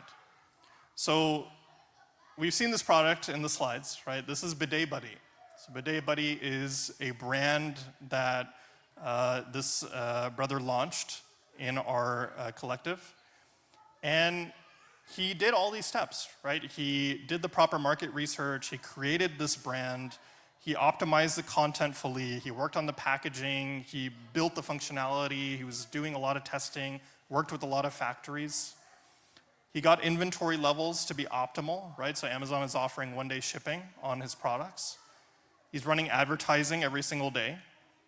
And he's on top positions on the relevant keywords that people are searching for. And mashallah, this brand is doing roughly about $95,000 in revenue per month. And this is after about a year. He's been doing about a year and a half now on Amazon. And so after he launched, then he looked to scale. So now that he's been successful, what does he do? Can he repeat the process, right? And the answer is yes, absolutely. So he has different versions of portable bidets, right? So he has this one, which I think is like $50, selling a couple hundred a month. He has this one, which is a little bit cheaper, right? Maybe for a different audience or people who are a little bit more cost conscious. He's selling a couple hundred of these a month. He has different colors, right? He has blue, he has gray, red. And he expanded off of Amazon. He has a website, right? He's on Shopify. So he built a website with Shopify.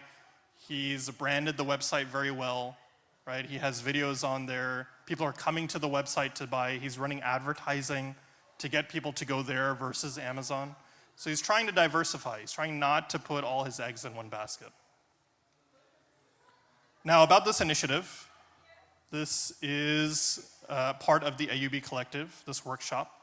And the AUB Collective, we like to think that we are in the middle of three main core principles that we want to follow, right? So the first is Islamic values. So, whether you launch a brand, you build a business, you're making $1 million a year, $10 million a year, you scale it up even further than that, it doesn't really matter if you don't have Islamic values, right? We want to make sure that we always start with Islam, we end with Islam, and we use money as a tool. Money is not the end. Money is a means, as Brother Muhammad said in his first part of the talk. The idea behind that is to build economic power for Muslims around the world, even in the US, right? We've been given a lot of privileges and a lot of responsibility for being in this country, for having the ability to even do all of this, right, is a huge privilege because this kind of culture doesn't exist in other places. And so we want to be able to take advantage of that and build this economic power for our community. And what that'll do is it'll help build perpetual impact, right? How much sadaqah can you give if you have $1 million business? How much zakat are you required to give with a $10 million business, $100 million business? So all of that funding, all of that money needs to be exchanged within Muslim communities, within Muslim hands, right? It's the only way that we're going to be able to grow as a community and as an ummah. And it starts at the local level, but it continues to penetrate upwards. And so what we do is pretty simple. We help create businesses that are rooted in Islam using e-commerce. We build economic power by doing that because with the ability to teach people how to build their own businesses and scale them up, we're allowing them to give back to their communities locally, right? They might be in New York, they might be in Michigan, they might be in Washington, they might be in Houston. But if we're able to help Muslims build businesses and create that wealth is going to circulate and become perpetual, inshallah. And that will help elevate our ummah at scale. And so that's it for my part of the talk. Jazakallah khairan. Really appreciate it. These are some QR codes that you can scan if you are interested in any of these. We have our mentorship program in the middle here. So this is where we kind of take you through the entire A to Z, just like I kind of described, but at a very high level, right? It's a high level of detail. We have many mentors in our group, as Brother Muhammad said. So it's not just me and Brother Muhammad. It's many Muslims that we have met and learned from along the way who are helping Muslims, teaching Muslims how to build these businesses. And then we have 2 other programs. We have our foundation, which is our nonprofit. And the foundation is essentially trying to help underserved communities with this knowledge, right? Trying to allow them to understand how to build that skill set of selling online. And then Ventures is more of our investment arm, which will be coming, inshallah, long-term in the future. So I'll leave this up on the screen. The link is also at the bottom as well. And if anyone has any questions, I think we can open it up to Q&A, inshallah. Yes.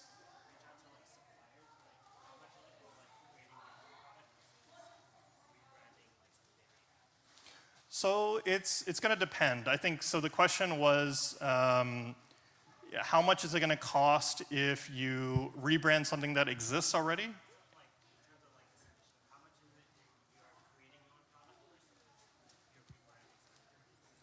So it's definitely going to be more expensive to create your own product. I mean, I guess the answer is, like, it always depends, depending on what you want to do. But if you're creating something from scratch, you have to also think about a lot of, like, the engineering concepts, right? So you're going to have to build a lot of what they call, like, a mold, right?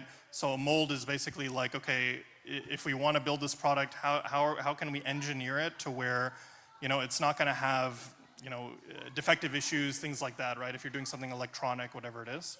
That's very expensive. So I would say that's definitely it's not usually a place you would start off. What I would say you'd start off is rebranding something else. If you can try to change the functionality of something, and see how much that costs, it's not gonna be as much as, like, starting from scratch entirely.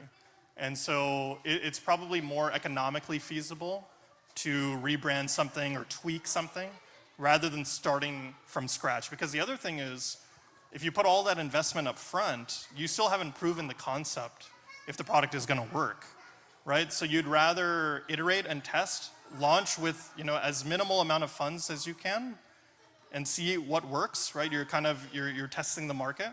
Once you've kind of been successful with that, then you can go on and say, okay, well, I know that inherently this product that I chose as a design is not gonna work. So long term, I wanna build my own, right? Build my own mold, build my own design, and go from there. And you can do that once you have the funding, right? From the first product, as an example. Inshallah. Yes? I think the link below is, so it's going to take you to a page that gives you more information about us. What I can do is I can probably give you the links directly for the other 2, inshallah. Yeah, after this. Yeah, exactly. How much is what? It really depends. It's actually not too much. If you're thinking about branding from just a packaging perspective, you're now thinking about, okay, well, how much is it going to cost to hire maybe a designer, right, to design this the right way for me? So that can differ, whether it's a couple $100, could be up to like $1,000. You have to also think about, like, images, right? So you not only want them to create a packaging design, but when you go and sell something online, the images are going to have to be very well branded, right? And so you're going to want that uniformity, right, from the product, but also online on the product page listing. And so all of that, I mean, on average, you can say maybe about $500 to $1,000, for a pretty good designer. Yes. Walaikum salam.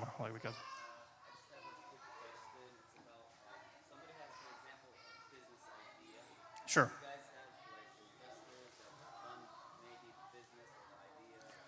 So that's definitely something that we are thinking to do. So it's more of a longer term project for us. The idea right now is to build up our amount of brands that students are able to launch, inshallah. And from there, the idea would be, how can we create like a fund, right? To where if someone has a really good idea, has maybe gone through some of the modules that we have, understands like what the methodology is to launching something. Now, how can we invest in that person, right? So it'll be like a couple of different requirements, but eventually that's an idea that we definitely have to do as well, inshallah. Yes, one more question.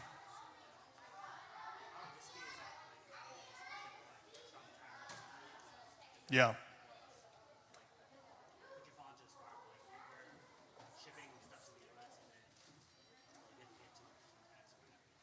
So, okay, so let me make sure I understand. So your question is referring to tariffs? Yeah, like recently, China tariffs went up. Yes. How is that impacting? So it definitely impacts a lot of people, to be honest. So this is why we focus a lot on branding, because we need to make sure that we pad ourselves with that margin requirement, right? So if anything is not going to meet our margin requirements or our ROI requirements, we have to make a decision not to proceed, because in business, as you know, anything can change, right? Tariffs were not a problem 5 years ago or 10 years ago, and then all of a sudden they became a problem. So having that additional margin that you can assign to say, okay, look, in 1 year, 2 years, 3 years, there's going to be inflation, there's going to be increase in fees, right? Amazon's going to increase fees by however much percentage that they're going to do. Perhaps there's going to be tariffs, right? And so you're kind of accounting for all of that when you start off, when you're doing your market research and you're planning, right? When you're working with factories and you're trying to decide, like, okay, how much can I sell this for and still make a profit, and people are still going to want to buy it, even though it's a little bit more expensive. So I would say the answer to that question is we build that into the requirement of the net margin that we need when we launch anything. Yeah. But I can attest to the fact that I know many people in the community, especially those who have not really launched brands with the perspective of branding in mind. You know, like maybe they've been in it for like 10 years. Like they got on Amazon, you know, a long time ago, and now their margins slowly like eroding, right? Slowly getting eaten to the point to where, like, you know, like they're not even able to compete anymore. So if you don't come at it from the perspective of I need to create a brand and, you know, have people want to buy from me, even, you know, if I'm going to be more expensive than competition, that's how you kind of insulate yourself from that. Because you have to know in the back of your mind, like, these people from overseas, manufacturers, factories, they're wanting to also do the same thing, and their cost is way better than what you're going to have. So then how do you differentiate? You can't just compete on price. That's how you're going to fail at the end of the day. Yeah. If you have a product in mind and if you want to make some modifications, Yeah. you already have a supplier, but I feel that, let me add something or change something. How can you do that? Yeah, so it really depends on the factory you work with. So if you have a supplier, you have a factory, a lot of it is just a lot of communication with them, right? So you let them know, okay, well, you have this base design, right, or this base product. I want to modify it in this way, right? Is that possible? And because they're manufacturing it, they're probably going to be the best people to know whether what you want is feasible or not. Because if you want to modify something, it could be as easy as, okay, yeah, you know, it's maybe just it's a tooling requirement, so we just need to change kind of the tooling. But, you know, on the other hand, it could be, well, this is a like radical change. So if you want to do this, we're going to have to go back to engineering or R&D, and we have to figure out how can we like recreate this entire product from scratch, right? And that's going to be way more expensive. So it'll be up to the supplier. How do you protect your idea? Let's say you give it to somebody and the person just cuts you off and then uses your idea. Yeah. Very, very important question. I think the answer is usually making sure that you have copyright protections, make sure that you have a trademark infringement protection. And if you feel like the product itself has a very high chance of succeeding, you can also apply for a patent. And I would say that's probably the best thing to do. But patents are also very expensive, right? So then you kind of have to make that decision of, okay, well, if I get a patent lawyer and I decide to patent this functionality or this design, it's going to cost me this much. Have I even proven in the market that this is something that's going to work? You know, you could go through all of that up front and pay all those fees, and then it just doesn't work, you know? And so you're kind of out of money at that point. So it's going to depend on what your risk tolerance is. And usually what I would tell people, if this is a concern of theirs, I usually tell them try to start without having to patent anything. Make sure that you can make it work in the market, right? Make sure that you have success. Once you see the success there, patenting is probably going to be a requirement, to protect your idea and protect other people from stealing that. Because there's a lot of copycats, right? A lot of factories can just copycat your product, your idea, your design. So you want to always make sure you protect yourself from that too. So the really cool thing about our collective is that we have essentially built a network of many different Muslim-specific expertise, right? Subject matter experts. So for example, if you need a freight forwarder to ship your products from China or Egypt or Indonesia, wherever it might be, we have a company, a Muslim company that we trust because many other sellers are using them. They're in our network, as an example. We have a CPA, right? Muslim CPA. So we have a CPA in the network who is able to help people with tax questions and things like that. So I believe we also have a contact that we're working with or working to get one who is a patent attorney, right? And so that's another aspect of what we do is we try to build that network as well internally. And try to also have them be Muslim because it's very important for us. Okay. I think that's all the questions, mashallah. Jazakallah khair for coming. Muhammad, I don't know if you want to say anything. Yeah, Jazakallah khair. I think, really as Raheel said, mashallah, he said everything so well. So all I want to do is basically give you guys a reminder. Please scan that QR code. If you want someone to hold your hand, someone to show you the ropes and not do it alone. I was just talking to a brother outside. He said, I tried Amazon. I was by myself. I was doing well, but then my listing went down. So he had issues, which happens all the time. It's very normal. And then subhanallah, his business, I didn't get the full story, but he had to go back and get a job because he couldn't fix his Amazon business. So this is exactly why we exist. It's for someone to join us, learn, start their business, and then when those problems and challenges come, because every business is going to have challenge. No one's going to have an easy walk in the park. It doesn't exist. Every business is going to have challenge, and when those challenges come, we will all help you and work together to get through those challenges. That's exactly why we exist. I was very sad. He said, I wish I had this program before when I had my business and I had those problems. So if you want someone to kind of hold your hand, help you launch your business, even if you're young, we do have some younger members as well. My son is 12. We have a 14-year-old who is launching his own business as well. So if you have a kid, if you have someone that, let's say they're homeschooled or they have some spare time, or you're going to homeschool them and you want them to spend their time productively, this is also a good opportunity for them, inshallah. Or if you want to, let's say you don't have the time, but you want to launch a business. As Raheel said, we are working on some additional programs as well, where you can actually get someone who is trained by us, and then they will help you launch your business as well, inshallah. So scan those QR codes, and we hope to see you, inshallah, and help you succeed. Jazakumullahu khairan. Wassalamu alaikum wa rahmatullahi wa barakatuh. Jazakallah khair. Thank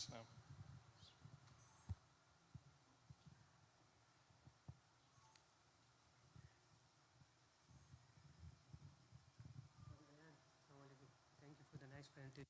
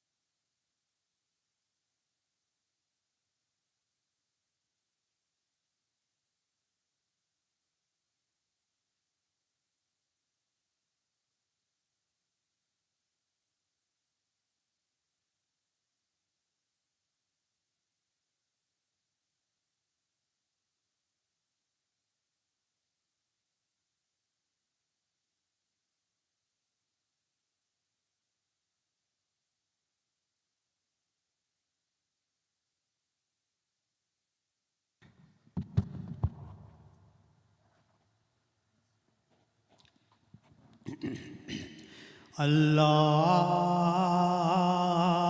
Akbar अल्लाहु अकबर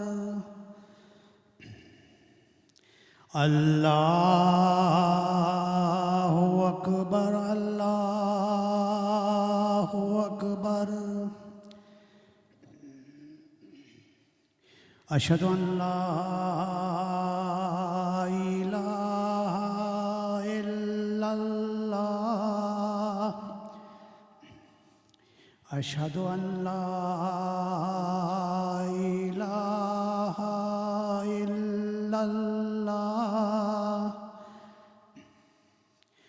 अशहदु अन्ना मुहम्मदर रसूलुल्लाह अशहदु अन्ना मुहम्मदर रसूलुल्लाह हय्या अलस सलाह हय्या अलस सलाह हय्या अलल फलाह हय्या अलल फलाह अल्लाहु अकबर अल्लाहु अकबर ला इलाहा इल्लल्लाह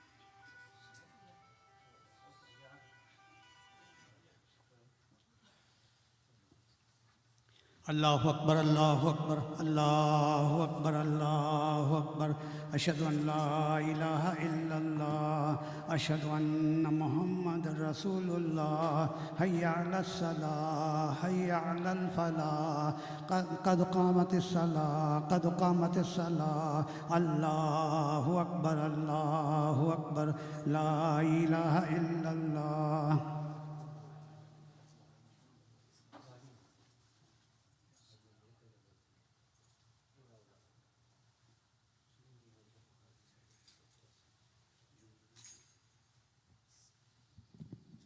استووا حاذوا بين المناكب والأعقاب صلوا صلاة المودع. الله أكبر.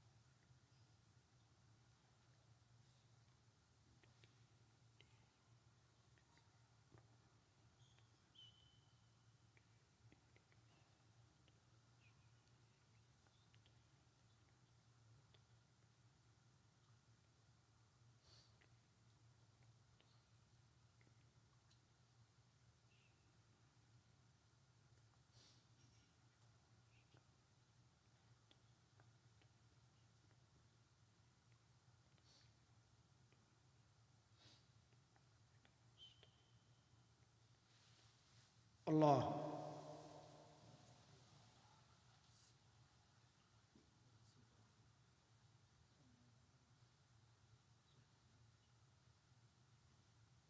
سمع الله لمن حمده. الله أكبر.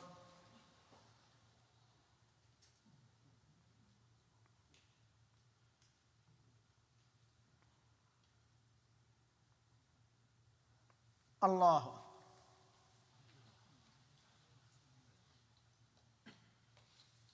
الله.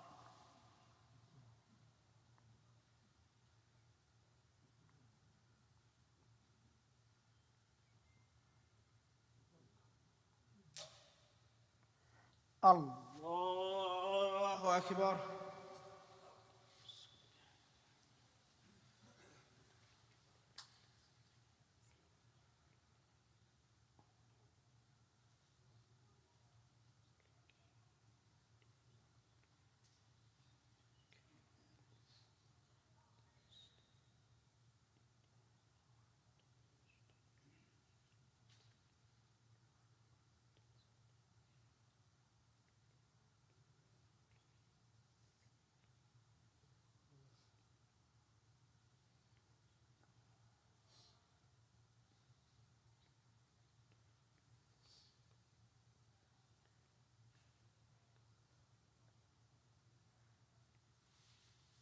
الله.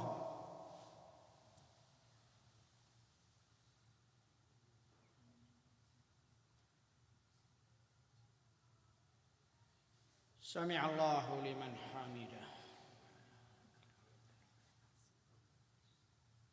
الله أكبر.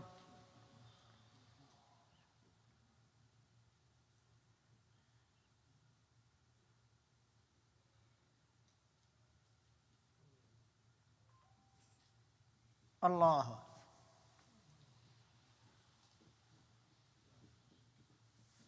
الله.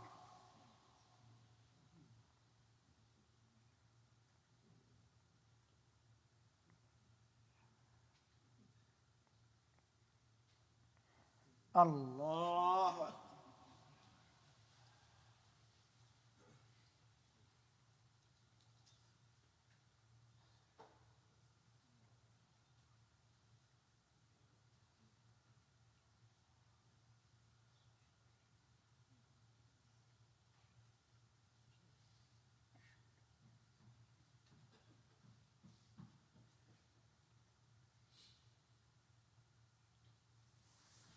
الله أكبر.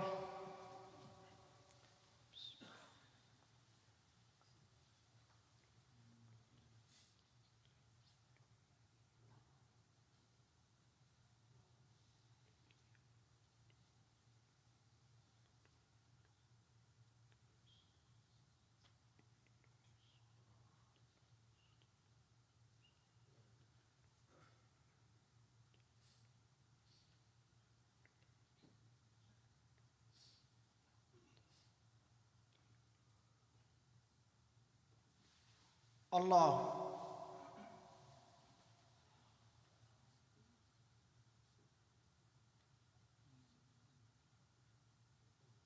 سمع الله لمن حمده الله أكبر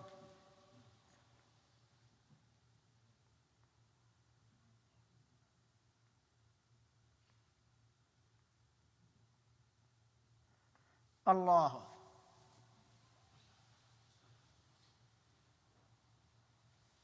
الله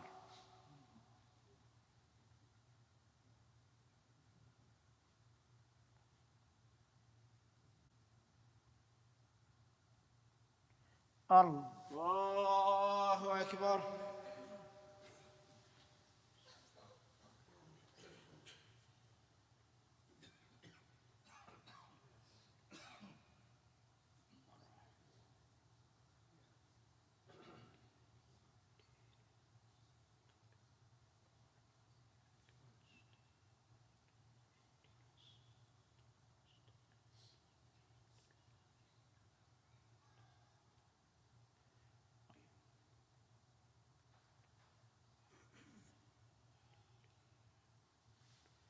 الله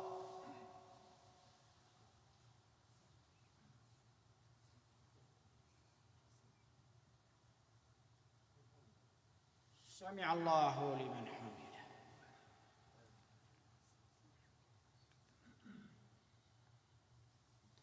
الله أكبر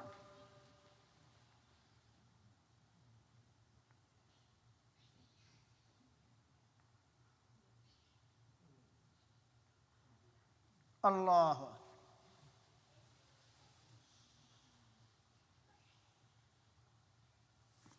الله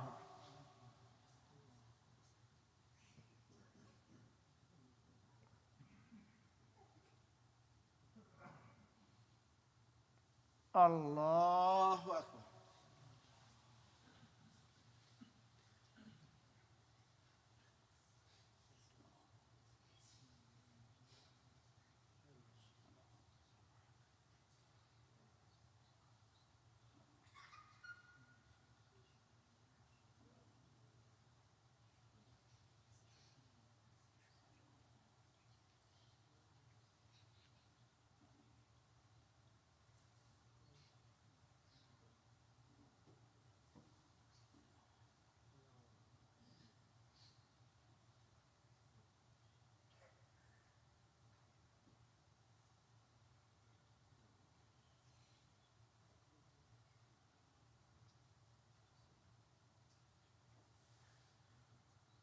السلام عليكم ورحمة الله السلام عليكم ورحمة الله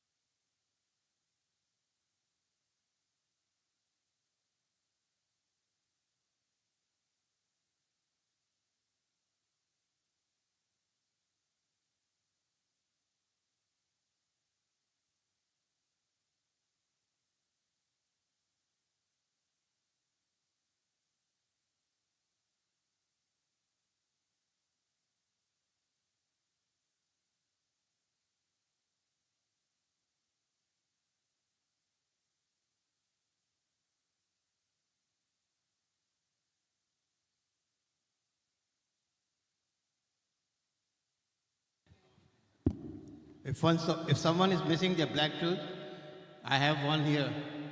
Please check your Bluetooth. If someone is missing the Bluetooth, you can come and collect it from here.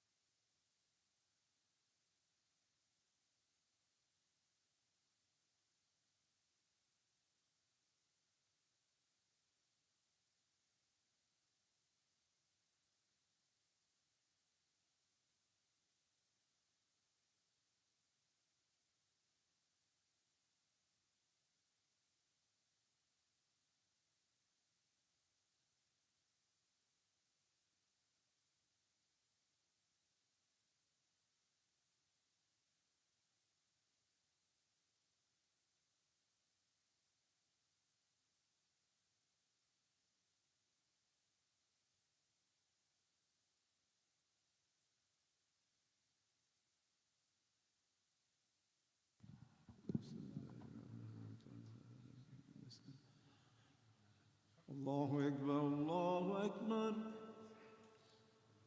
الله أكبر الله أكبر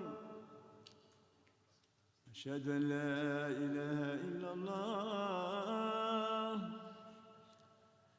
أشهد أن لا إله إلا الله أشهد أن محمدًا رسول الله أشهد أن محمدًا رسول الله